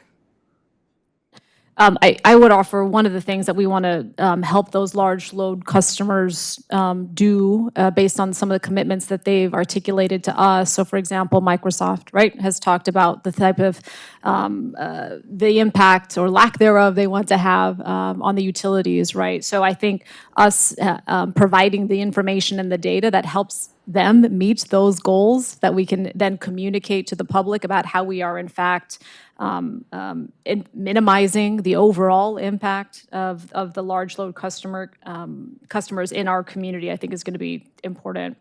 Because at the same time, that bullet right underneath that, right, which is continue to develop and scale premium outreach and assistance programs on top of, as I see that, dovetailing on the last one under financial strength, which is optimize receivables performance through customer payment solutions that promote current account status. So, I mean, we often talk about how our rates are, quote, competitive as we look across the landscape. But just because we're competitive, we're keeping up with everyone else, like not everyone else is the third poorest city in the country. Right? So it might be competitive on the landscape, but here it is just very difficult, remains to be difficult for our neighbors. Okay.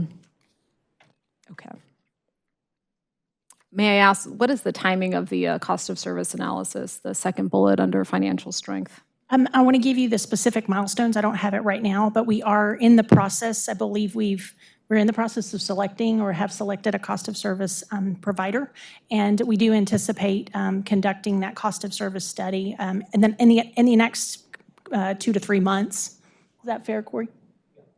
Yeah. March, April timeframe. We don't embark on a rate conversation, Mayor, without an updated cost of service study. So. Yeah, no, totally understand. I just want to make sure I understood the timeline. Yes, ma'am. Yeah, and these are the conversations that we're having on the council regarding, in particular, that last bullet. It can't foot stomp enough how we are, the proactive outreach that we need to make sure people, one, stay current for themselves, but also we know that's also critical to our rating, right? Let me see if there was anything else I had. That's it. Thanks, Elena. Thank you, Mayor, and we will note those action items that you have requested. Any last comments? Thank you so much. We know how much effort goes into this, and we will continue to be working on this. Thank you. Thank you. All right, item 12, fiscal year 2027 budget with Mr. Kuczynski.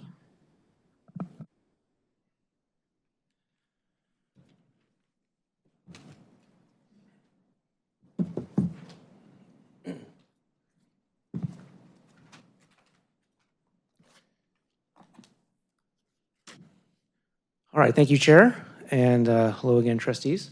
A couple of comments before I dive on into this. A little bit of context. So everything we heard Elena talk about in terms of policy, direction, where we're going, this budget is intended and built to support those goals. Furthermore, this budget is consistent with a lot of the previous policy conversations we've had in the past, specifically around our gen plan. So what is in here is to support that policy and direction that we've gotten over the last several years. Specifically, what that means is this budget has set us up to do all the things we've talked about, control our energy future, to continue investing in our local infrastructure for resiliency and reliability, to continue investing in our IT infrastructure that we've been discussing for years, and continue to invest in our employees and continue to provide the support to our community and our customers that we've done and our customers have come to rely on. So I'm going to get in here a little bit to the agenda real quick. I mean, we'll spend most of the time just talking about the actual budget. But from a governance perspective, I share this. I know the board likely knows this, but for those wondering why we're here, it is a requirement that annually we come to the board to approve specifically the capital budget and the non-fuel O&M budget.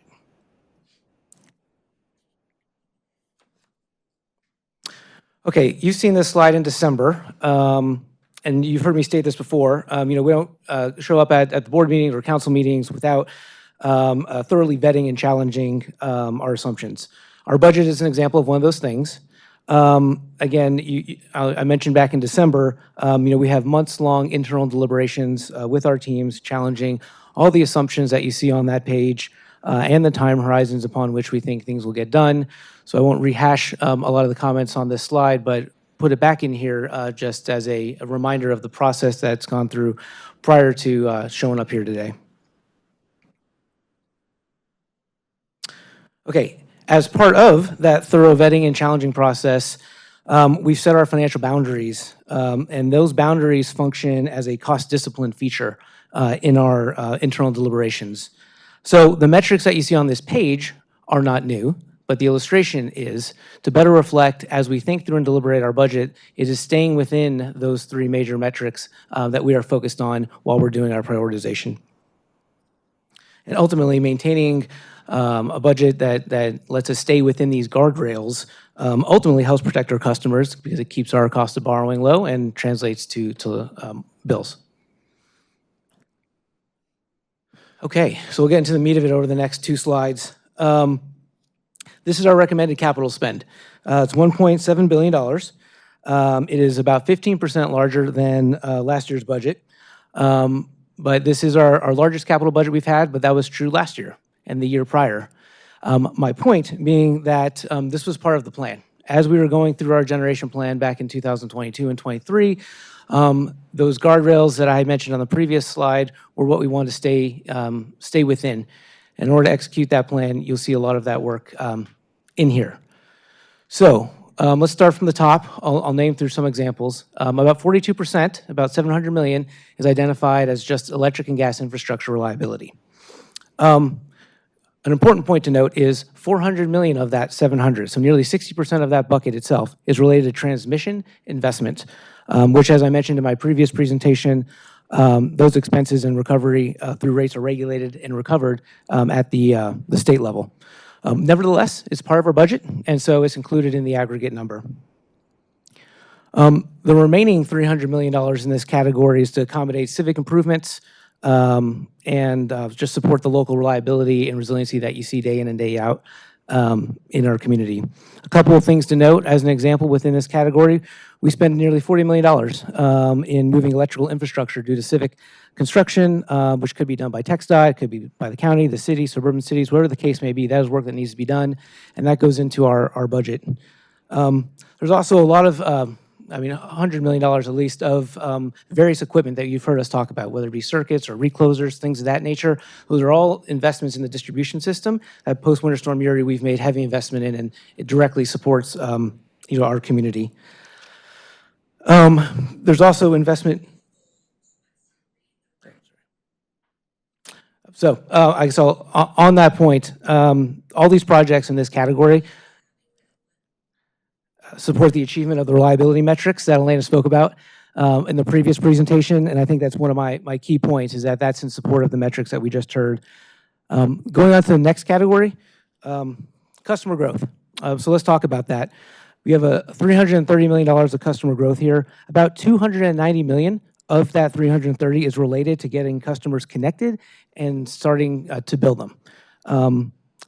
About $220 million of that is just the connection, and the remainder of that is whether it be the transformers or the meters or things like that. For context, what you don't see on here is of that $290 million, about $100 million of that comes back to us from the developers through what we call kayak construction in aid of contribution in aid of construction. That's a net good guy. That's $100 million that the developers or the or whomever is building these that is paying, and it's not our residential customers. We often don't talk about that. The other element I'd mention is close to 80% of that customer growth is for residential customers, count-wise. So that breakup is that. The other point I wanted to make is, in terms of customer count, we are anticipating about 28,000 electric customers, new customers to San Antonio. That's incredible. And about 5,000 gas customers. So there is good growth because there's revenue on the other side of those customers coming to town. On power generation or power sustainability at $321 million, again, this is what you'd expect it to be for. It's contributing and supporting the generation plan that we do have executed. About $137 million of that category is related to the power plants excluding STP, and that includes the overhauls, the upgrades, and things of that nature. Bear in mind, we've added over 3,000 megawatts over the last 2 years, so this category in particular has gone up significantly, but it's in support of those assets, which were contemplated in the generation plan. It's actually just cheaper than what we would have had to do if we had started building those assets today. What you also don't see on here is there's wholesale revenue coming in on the back end from a lot of these assets. So that's a net good guy, not reflected necessarily in the numbers here. Also included in this number is the Spruce 2 conversion from coal to natural gas. That's about $40 million. We're going to begin that project, again, consistent with that.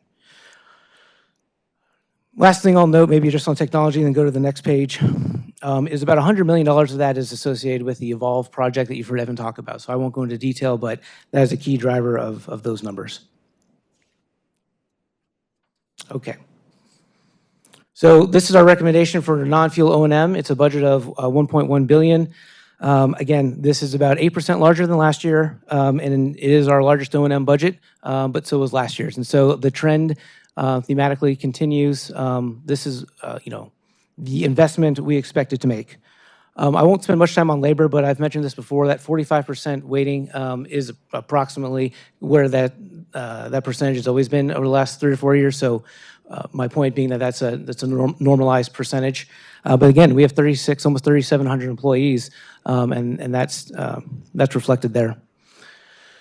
The power sustainability and resiliency conversation on O&M, nearly 50% of that category is attributable to STP. So that's our share of the ownership around that plant. Again, that's a great, reliable resource. It's zero carbon, but it does require investment, and there is a lot of benefit for our customers on the back end. And then the next 30% of that, almost $100 million as well, is for our regular plant maintenance for the rest of the fleet that we've acquired. The real question is, how does that compare to what our forecasts were when we acquired our new assets? And they're fairly close. So a lot of investment into the things that we've talked about from a strategy perspective. And the only other point maybe I think that I'll call out on the electric infrastructure reliability column, a large portion of that, about $22 million, is related to tree trimming. That's one of the best things we can do. to prevent outages. That investment has almost tripled since Winter Storm Uri, and we're tripling the amount of miles that we are covering with that investment. And that's, again, directly supports the reliability metrics that we have. Okay. For the sake of time, I'll keep moving us through here. On this page are a lot of the products and services, mainly services actually, that we do for our community. My point in showing this is included in the budget that I just showed you, included in that spend, anywhere from $30 to $40 million of outreach or 24/7 staffing or having our walk-in centers available. All of these things, I think if you're a customer, you'd really be interested in. And my point is we have funded these activities through the budget as well that we showed on the previous page.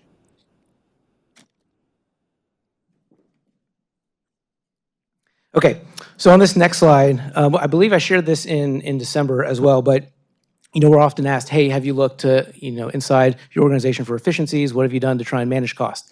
That's what this slide is. These were some of the examples I shared back in December in terms of us, having operational savings noted on the far left-hand side, which you can read, and whether it be savings through process optimization, and the part that I, dork out about is on the right-hand side, some of the financing transactions we've been able to do to garner savings for our customers, that these savings don't have to be on the bill. Okay, moving along. But even with those efficiencies that we spoke to on the previous page, we still had to further, curtail our ambitions as we were going through the original planning efforts. So when I think about, is this the budget we can afford? I mean, this is the budget that keeps us within the triangles, that keeps us within our financial metrics, and those were the parameters in which, we made those thoughtful changes. Our teams constantly work on, prioritizing projects and services. For the sake of speed, I'll move on, but our team spent a lot of time over the last several months managing down to that number.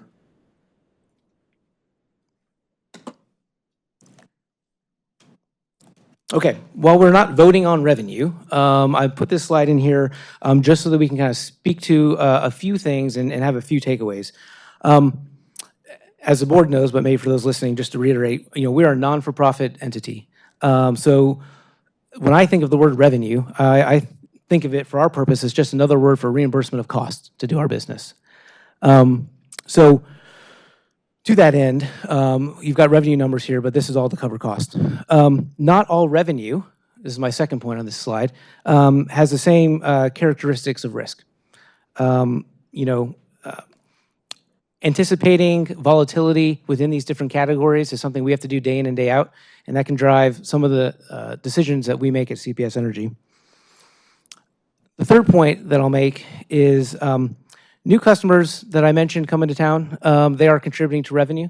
I noted here on the slide, we anticipate in this budget about $60 million of additional revenue over last year related to the growth in the community that we are seeing. So that is obviously helpful. And the last point I think I'll call out here is just look at those volatility drivers. Whether it be our local electric business or even our gas business, the far left and the middle columns, they're very susceptible to weather. And Trustee Gonzalez, that was one of the things about city payment. We had a soft January. That impacts usage. So to the extent there's a plus or minus 3% impact, that's about $50 million just on the revenue side. That is notable. So when I talk about volatility, my point is to stress that there is volatility and it can be material to the extent it manifests. Very last number that I'm sure I'll get asked about is on the wholesale revenue. Our expected forecast is $471 million. That is the largest wholesale revenue forecast we've had. It's over $100 million, almost $150 million more than this year. That is a net good guy for our community. Those are dollars that are covering costs I just mentioned that do not have to be in base rates. So it's very helpful. And on that point, before you move on, we've gotten probably less conservative and more transparent in actually giving the board a view of what we think is reality. Like we used to undercut it and then it, come in over and it looked really good, right? But we're trying to factor it in on what's a reasonable amount so that we balance out the need between retail revenue and wholesale revenue. So we have gotten more specific on the projection for wholesale revenue that we show today than we used to in the past. Thank you, Rudy. I could go on here about our strategy in terms of managing that, but for the sake of time, I'll move on unless I get questions at the end. I have a couple more slides. This is a slide that we've seen. These are our standard metrics, and again, showing the ranges upon which they are targeting. Again, this is consistent with the triangle that we saw earlier, so I'll speed on by. So, Chair, this would be my last slide. The intent here was to request approval for both the capital, or for all three things: the capital spend, the transmission component that I talked about in my transmission presentation. Again, Mayor, to your point, that's money that the debt will come back and refund CPS, and a non-fuel O&M budget. But again, I recognize this process. I'll defer to you, Chair, on the next steps, but I'm happy to answer any questions. I'll leave it at that. All right, thank you. This item is agendized for a vote, but we're going to have a discussion. I'm going to start on the left side with the mayor this time. Yeah, thanks, Corey. And for everyone's edification, slide 6 and slide 7 are good kind of buckets and large numbers, but we just got some of the greater detail less than 24 hours ago. So I think we, should take the time, each of the trustees should take the time to review that and make sure we actually understand what is going into the 700 million, for example, or again, the largest increase of 15%, increase in 18% respectively in capital budget and O&M. I think we just need to understand what all is in these things. And again, in light of, wearing the mayor hat, right? Like what's happening not only on, SAWS is coming to the council for a rate increase. My understanding is this budget also assumes a rate increase, right, Curry? Right. So that's a significant assumption. And so I think us having a good understanding if a rate increase is not approved, what does that do to this budget? And not unlike the feedback that I provided to SAWS and some of the council did as well, is we need to understand, what's the minimum level? What is of that 700, 329, et cetera, on slide 6 and slide 7, what's the minimum that needs to be done, and a good understanding of what are some of the risks associated with delaying some of these things or doing some of them partially, just in light of the economic conditions that we're all facing here. So I'd appreciate, Madam Chair, more time on the material that was presented, that was shared with us yesterday evening, and am not prepared to vote on this today. Thank you. Sorry, let me break in for a minute then. Let me just set the context here a little bit. I will go to the other trustees for questions and concerns. Because the question has been raised. What would be the risk to us of not voting on this today, Rudy or Corey?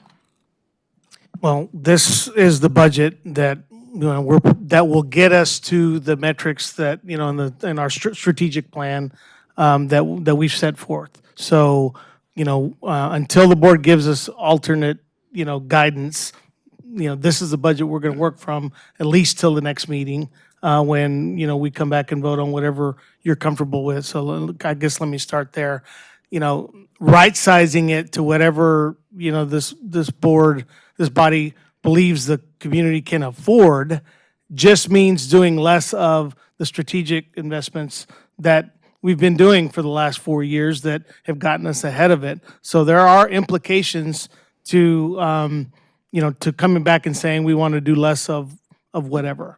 Again, as Corey mentioned, our goal is net zero, right? So we bring in revenue, we pay for the things that it takes to deliver a reliable system. We send the city their 14%, so they absolutely earn a return from our from our enterprise. But I mean, these are the things it takes to maintain and continue to grow a high growth system. So again, we don't, and I'll just give you a couple examples. When we have to extend service, we got to extend service. So whatever that number is, we got to pay whatever it takes to do our jobs. We don't wait until the morning, to get folks back in service, because we don't want to pay overtime. We pay the overtime it takes to get, to maintain a reliability and to keep our customers, service on. So, there's not a lot of discretion built into saying, oh, well, we're just going to we could do less tree trimming, but that's going to have an impact on our reliability numbers. So we got to create some flex there if that's what we want to do, to acknowledge that we made that decision. So they're just ramifications deciding doing more or less of things. It's our job to take the resources you give us and to deliver as reliable a system as possible. But this will be our budget until you give us alternate guidance. Okay. Yes, so let me try and put my mark on this a little bit before we have a discussion. I certainly don't think this. I don't think anybody would be saying that this proposed budget does not resound with our strategy. I don't think anybody would be saying, what are you kidding? Here's our strategy, here's our budget, I'm not seeing it. I mean, we can clearly see the alignment here and how it fits with everything. We did get a lot more information late yesterday, which I was honestly struggling to read on my laptop.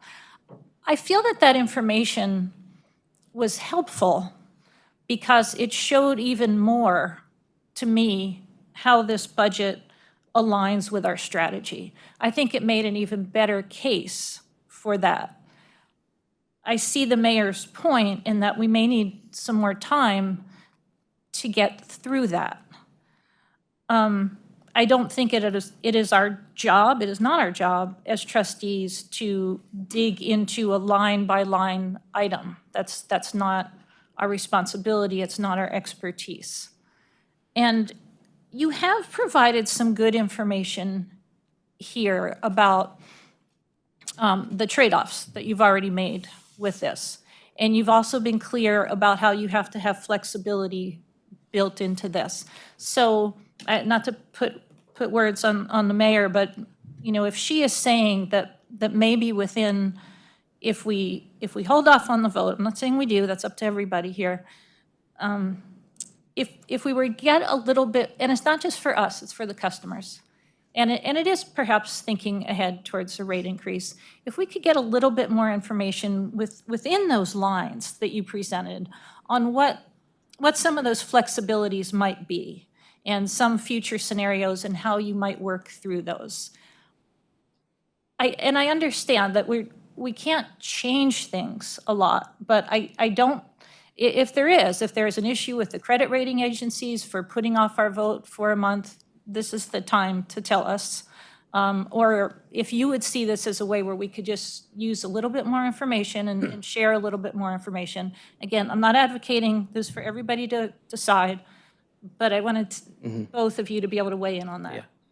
I think the way you've characterized it works. And I respectfully understand your position, Mayor, and we spoke last week, so I understand. And I think, delaying it 1 month isn't necessarily material. I think you've outlined the consistency with strategy and kind of the direction. I think that's important. And you made that clear. And Rudy made the other point that I think is clear. It's a sliding scale, right? I mean, we used to have a $7 million tree trimming budget, and now it's triple, right? We used to do 300 miles in line. So you can slide that scale. It just impacts the metrics on the other end. And I think that's what we were asking is, hey, what does that look like? And can we give you some more feedback on those kind of projects? And I think that's a fair ask that we could do. Okay, thank you. So now I want to return to trustee questions, more on substance, any substantive questions you have. So Mayor, I'll start with you again, and then we'll go around with.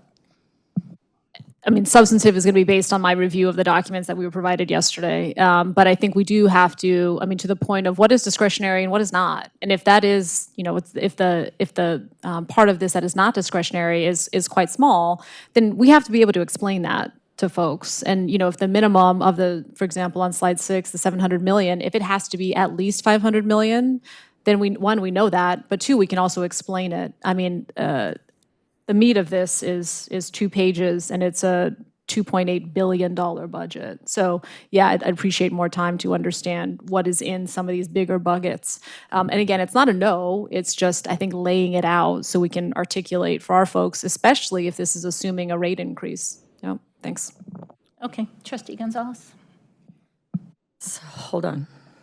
And again, thank you. I did, took the time to like break everything down. So the way that I see it again is 1.70 billion is up prior year, significant infrastructure investments. We've seen a lot of those go through the oversight committee. Transmission financing, again, that's 70 million incremental and then separately structured. So I understood that.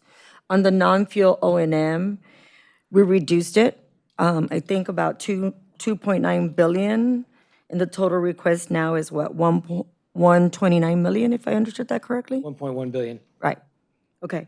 And then on the, when I look at it from a percentage perspective, our biggest percentage is about 42%, which is going to the distribution and transformation maintenance upgrades.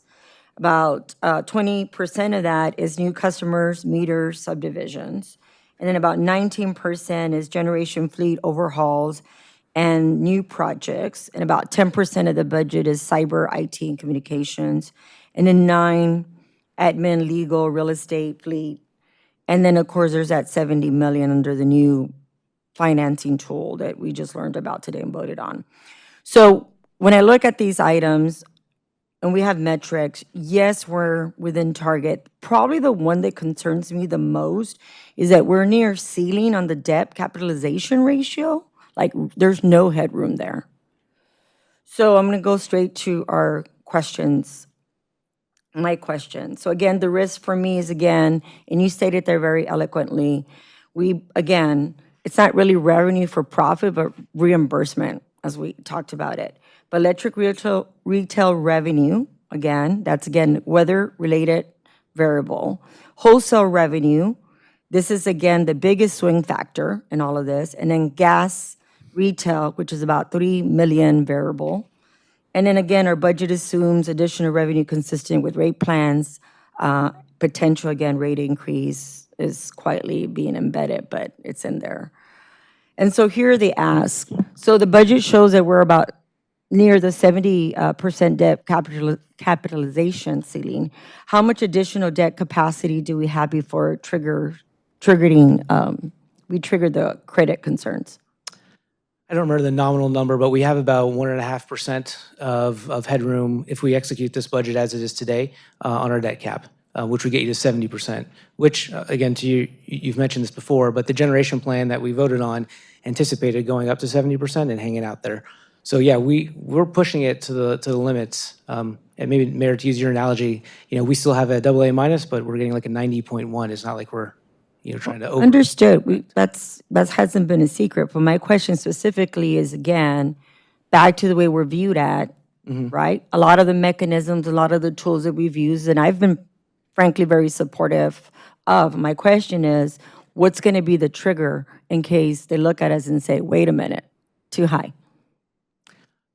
I'd be surprised if they looked at the 70% and said it was too high, because we've been flashing that for the last 3 years. So I think what's more important is the consistency to strategy. That weighs very heavily on the rating agencies. Is at the board and the management team, are they still executing to the plan, or has the plan materially changed? I think that would be more of a trigger than, let's say we end at 70.1, or 1/10 wouldn't be as material as, I think, deviating and doing a whole new plan. That's a fair response. Thank you. Wholesale revenue makes up about 20% of the total revenue with high volatility. What hedging strategies are in place, and are they reflected in the budget? Yeah, I think it's a fair question. You asked this last year, so I appreciate it. There's a two-pronged approach. For that target of $471 million, we try to get anywhere between 80 to 85% of that locked up into midterm and long-term deals. That gives you revenue certainty. So that's thing one. The remaining 15 or 20% is available in the spot market, so to speak. The second thing we do, and which is an annual process that most organizations probably do, is just plan for any unexpected revenue deltas, to the bad side. So we've established a budget mitigation kind of hierarchy. As an example, last year we had multiple tranches that were executable over the course of a year, so that we could trigger them, when and if that time was needed. In the case of last year, and I'll speak to it when I do my year end, we had that plan and we executed upon those because wholesale revenue didn't show up as much as we had anticipated over the span of this past year. So those two things, planning and having an executable kind of budget mitigation strategy, are the things we do, whether it be wholesale revenue or any other revenue for that matter, not coming in. Thank you. And this will be my last question because I think you've, and again, I think slide 9 reflects what I understand. So my question is, again, what specific budgets were deferred or cut to achieve the 129 million in saving? And again, I believe that slide 9 reflects that. And then, so my question is, what reliability or customer service risk does this create by cutting that amount of money? I think you're referring to slide 10. Look, I mean, these were cut items. Overtime, for example. So overtime is actually a net good guy on slide 9. Those were efficiencies that we made. So most of that overtime, we were able to manage through our customers and our processes, and that was a really good find. But again, the budget that we brought it down to is still in support of the metrics that we showed in Elena's presentation. So there's normal risk. There's no risk? No, there's normal risk. I mean, there's absolutely the same risk that we face year in and year out. Again, I think on the revenue side, right? If things don't show up the way that we anticipate them to do, and that could be weather locally, it could be customer count, or it could be in the wholesale market, or it could be all three. Well, an item that I didn't see reflected was, for example, Sadie, one. I know we've heard that to death. That can be controversial. But the other one that I didn't see anything was the debt that we currently have by from Winter Uri. Again, the disconnects that we keep adding, taking. And then what happens with, again, the mayor has stressed a lot of concern with a lot of national budget cuts. Do we see and have we considered higher individuals not being able to pay their bills? It wasn't mentioned. Usually we get a chart on that. Yeah, no, I think I'd save the kind of customer profile for when we do our year-end update with Deanna's team.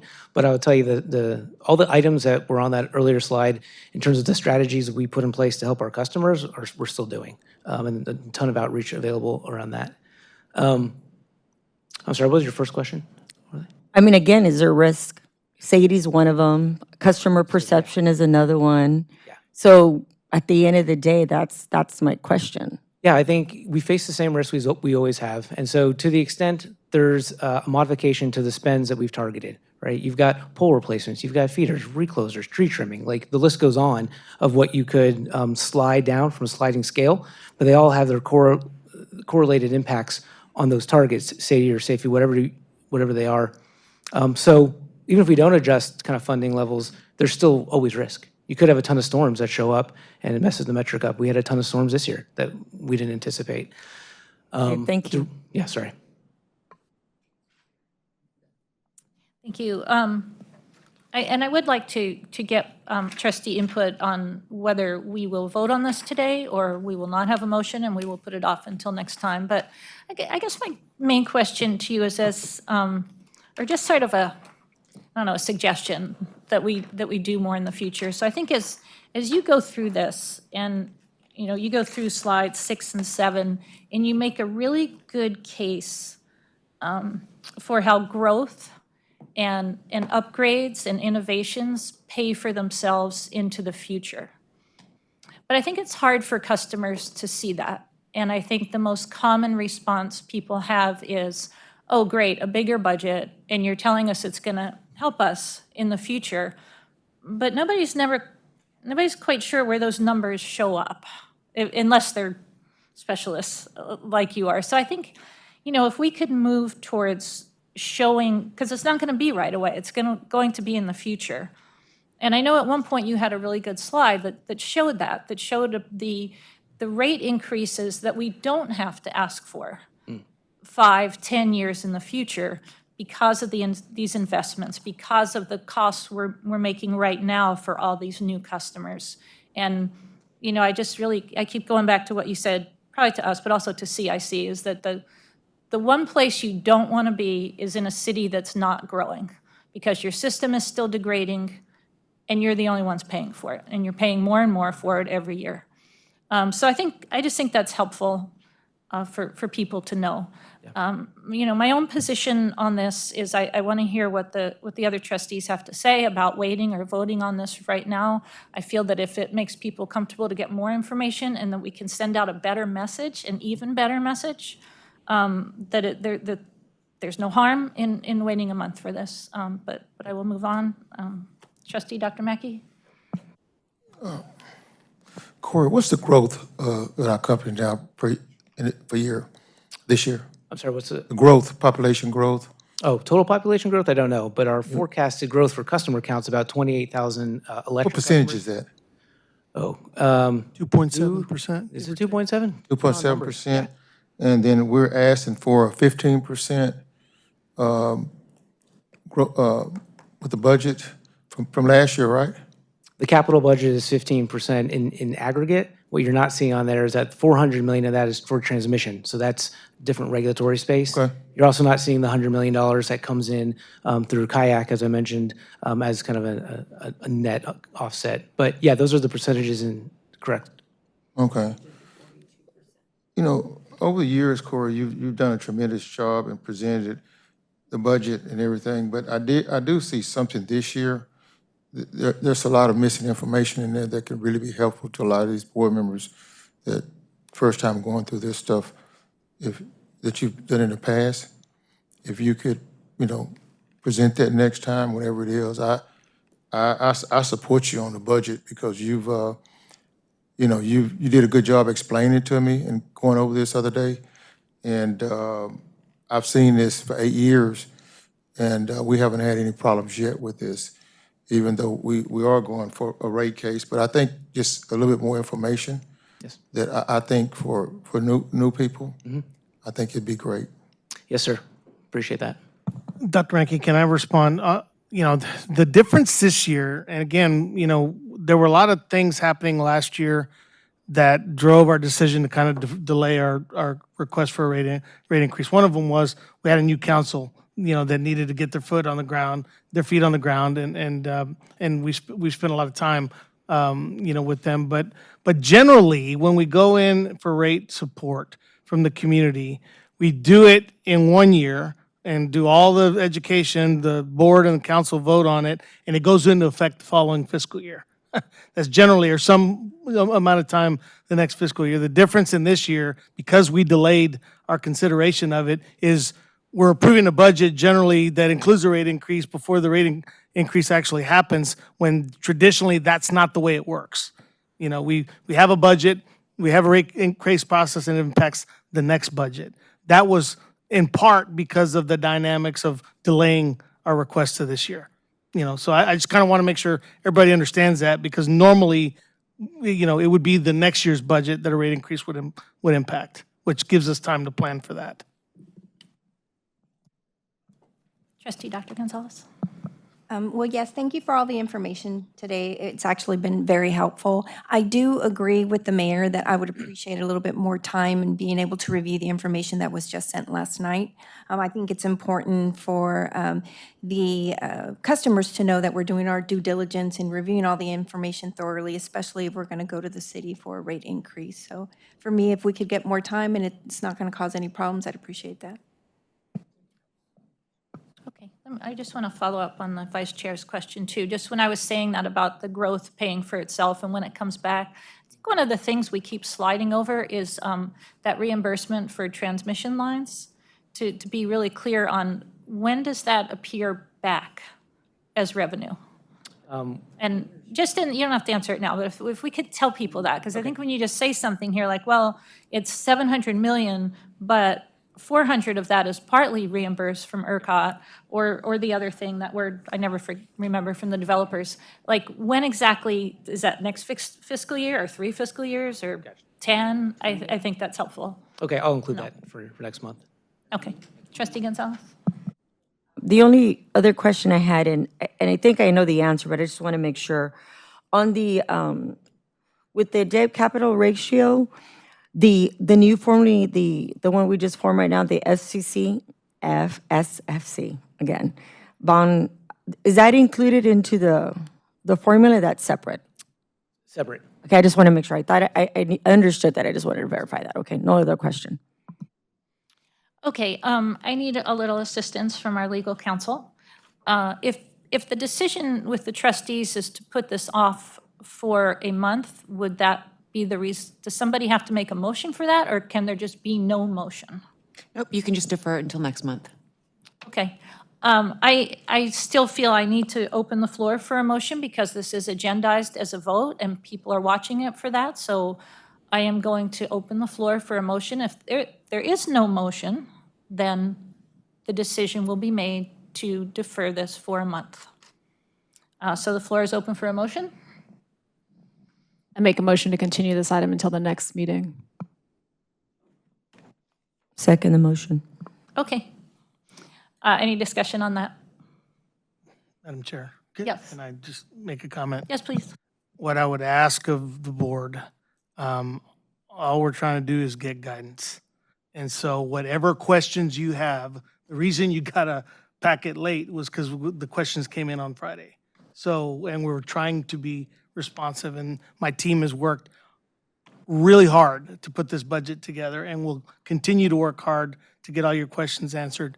Whatever questions you have, the sooner you make yourselves available to talk through them with us, so that whatever amendments might come of that, we can work on.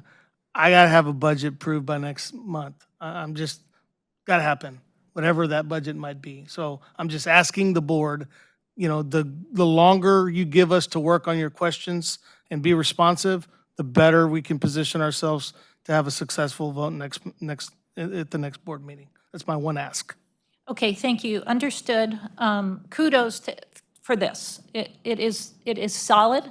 I think we're just saying even a better case can be made for it next time. But I would echo that. Please get questions. I don't have additional questions. I'm good now on this. I will continue to read the information. But if you do have questions, please do go through Rudy, through Corey, through Shanna as soon as you can, so they can put that together. So none of us have to get a late packet when we're watching the closing ceremonies of the Olympics. If I may, Madam Chair, Yes, I think, certainly my questions were presented during my pre-brief. And so I think just in general, you're seeing, at least with me and with this council, there's a lot more interest in getting into a level of fidelity that our community is owed in terms of these major investments in light of, not only this, but again, SAWS, as well as the financial situation. So I'm not sure there was necessarily a delay in providing feedback, but I think it is worth understanding,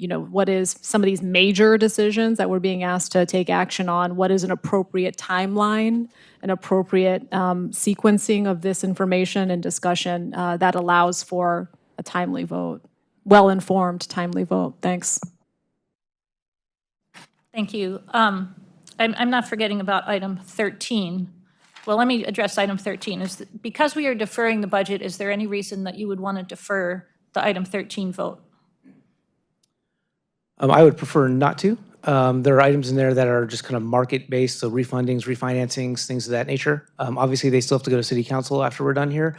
But if the board is okay, I would appreciate the opportunity to get a vote on this, knowing that we'll still come back next month for approval of the board. So I won't do any debt issuing that's in support of the capital plan in the next 30 days. That's outside of, normal ranges. Okay, it's a yes. So moving ahead, item 14, we are going to defer to the next meeting. This was an informational update only. I don't want to rush through it. We have the reception scheduled with our CIC and for our new trustee.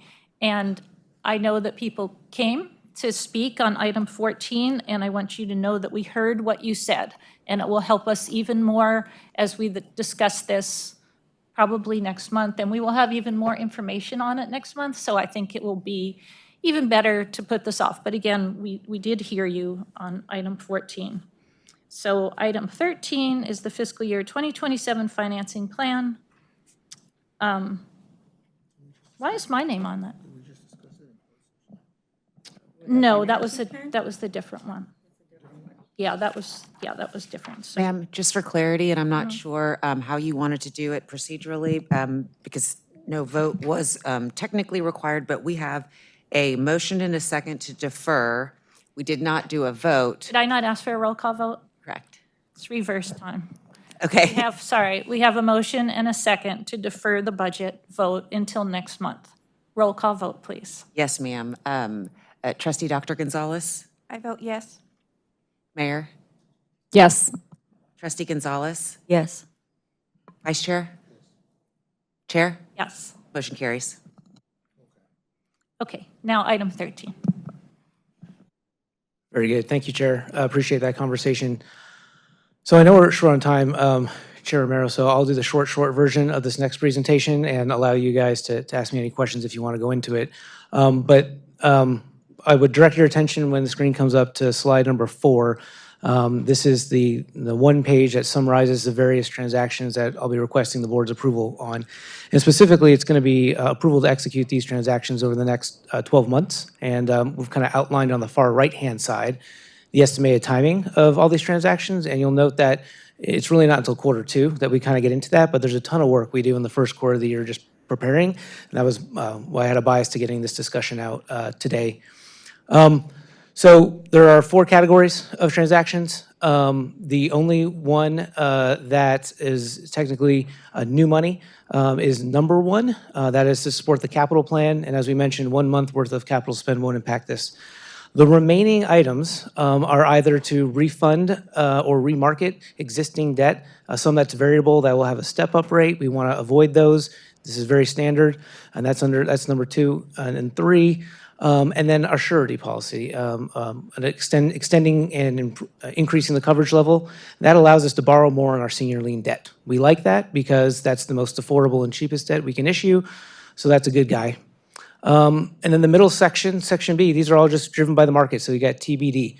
If the opportunity exists with interest rates to refund those 3 items, we will, and we'll see savings to our customers, and I'll proudly report out, if we do that.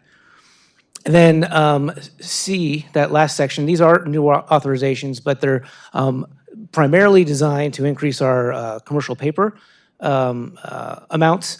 We talked about this, again, a couple of years ago. This is going to grow with our capital plan. It's going to grow with the generation plan specifically.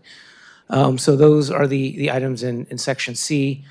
Well, one of them, actually, number 10, was actually not even a number amount. It was just a change to the structure of the commercial paper. And then the very last one is something you'll see every year. This is recurring authorization of our extended municipal commercial paper program that we stood up last year. We'll do this every year. This is the existing line we have. I got to keep it in place, so I'm asking for a recurring vote. I know I did that super quick, but if there are questions, Chair Romero or from the board, I'm happy to answer any questions. Okay, we have a motion to approve.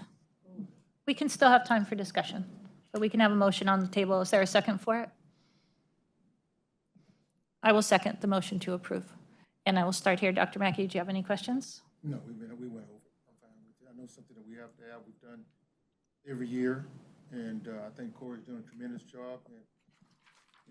Microphone. Oh, I'm sorry. I think we do it every year. Corey's done a tremendous job in lowering the interest rates for our customers, and we want to continue to do this. So continue to do a good job doing it, Corey. Thank you, sir. Chair Gonzalez? I'm sorry, but Trustee Gonzalez? That's okay. I understand the sophistication of the tool, so again, I've been one in favor for how we approach this. But I do have some questions that will probably have more to do with what's in the appendix. So the Bank of America Commercial Paper Liquidity Agreement expires June 2026. What is the contingency if a replacement cannot be secured on favorable terms? We wouldn't have access to that particular line of credit. If I get approval here today, if it's not Bank of America, it would be some other entity. We would do an Didn't we RFP. approve several banks? Yeah. Outside of them, what were they again? Although I don't remember all the list of banks. We have about 5 banks, I think, that make up our commercial paper program. So it's significant. They have staggered amounts, or they have different amounts, and they have staggered expiration dates, so they don't all expire at the same time. Okay, that's good to know. And then the market-driven refunding transactions are listed as opportunistic.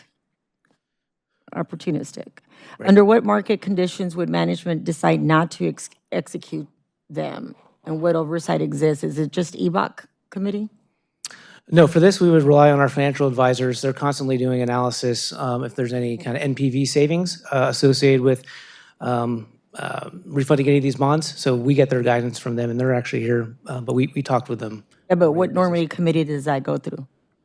We don't take those to the committee. We ask for approval here, knowing that there'll be savings, and we'd only execute if we kind of met those requirements. And then typically what we've done in the past is I'll shoot out a board comm letting you know, we did this, thumbs up, and tell you what the savings are. Okay, thank you. And then the series 2015, I think it says D bonds, which is about 99.4 million are subject to mandatory tender, right? December the 1st, 2026? What mode are they being remarketed into and at what interest rate expectations? This would have a step-up rate, so it's either 7 or 9%. We want to avoid that, so we can get a lower rate by taking and refunding it. But then, Probably below 7 and 8% is what you're telling me. oh yeah, I would think so. Okay.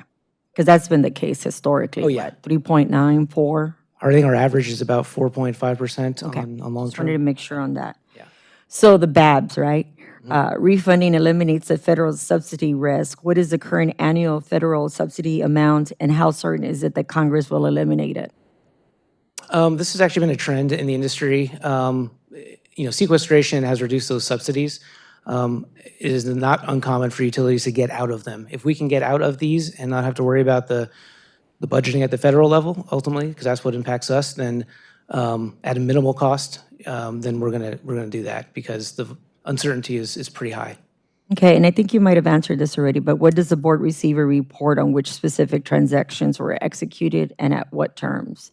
You say we're just going to get a general board comm for that? Yeah, I communicate, every time we do something, I send out a board comm. So there hasn't been one transaction here where I'm not reporting out on kind of how we did.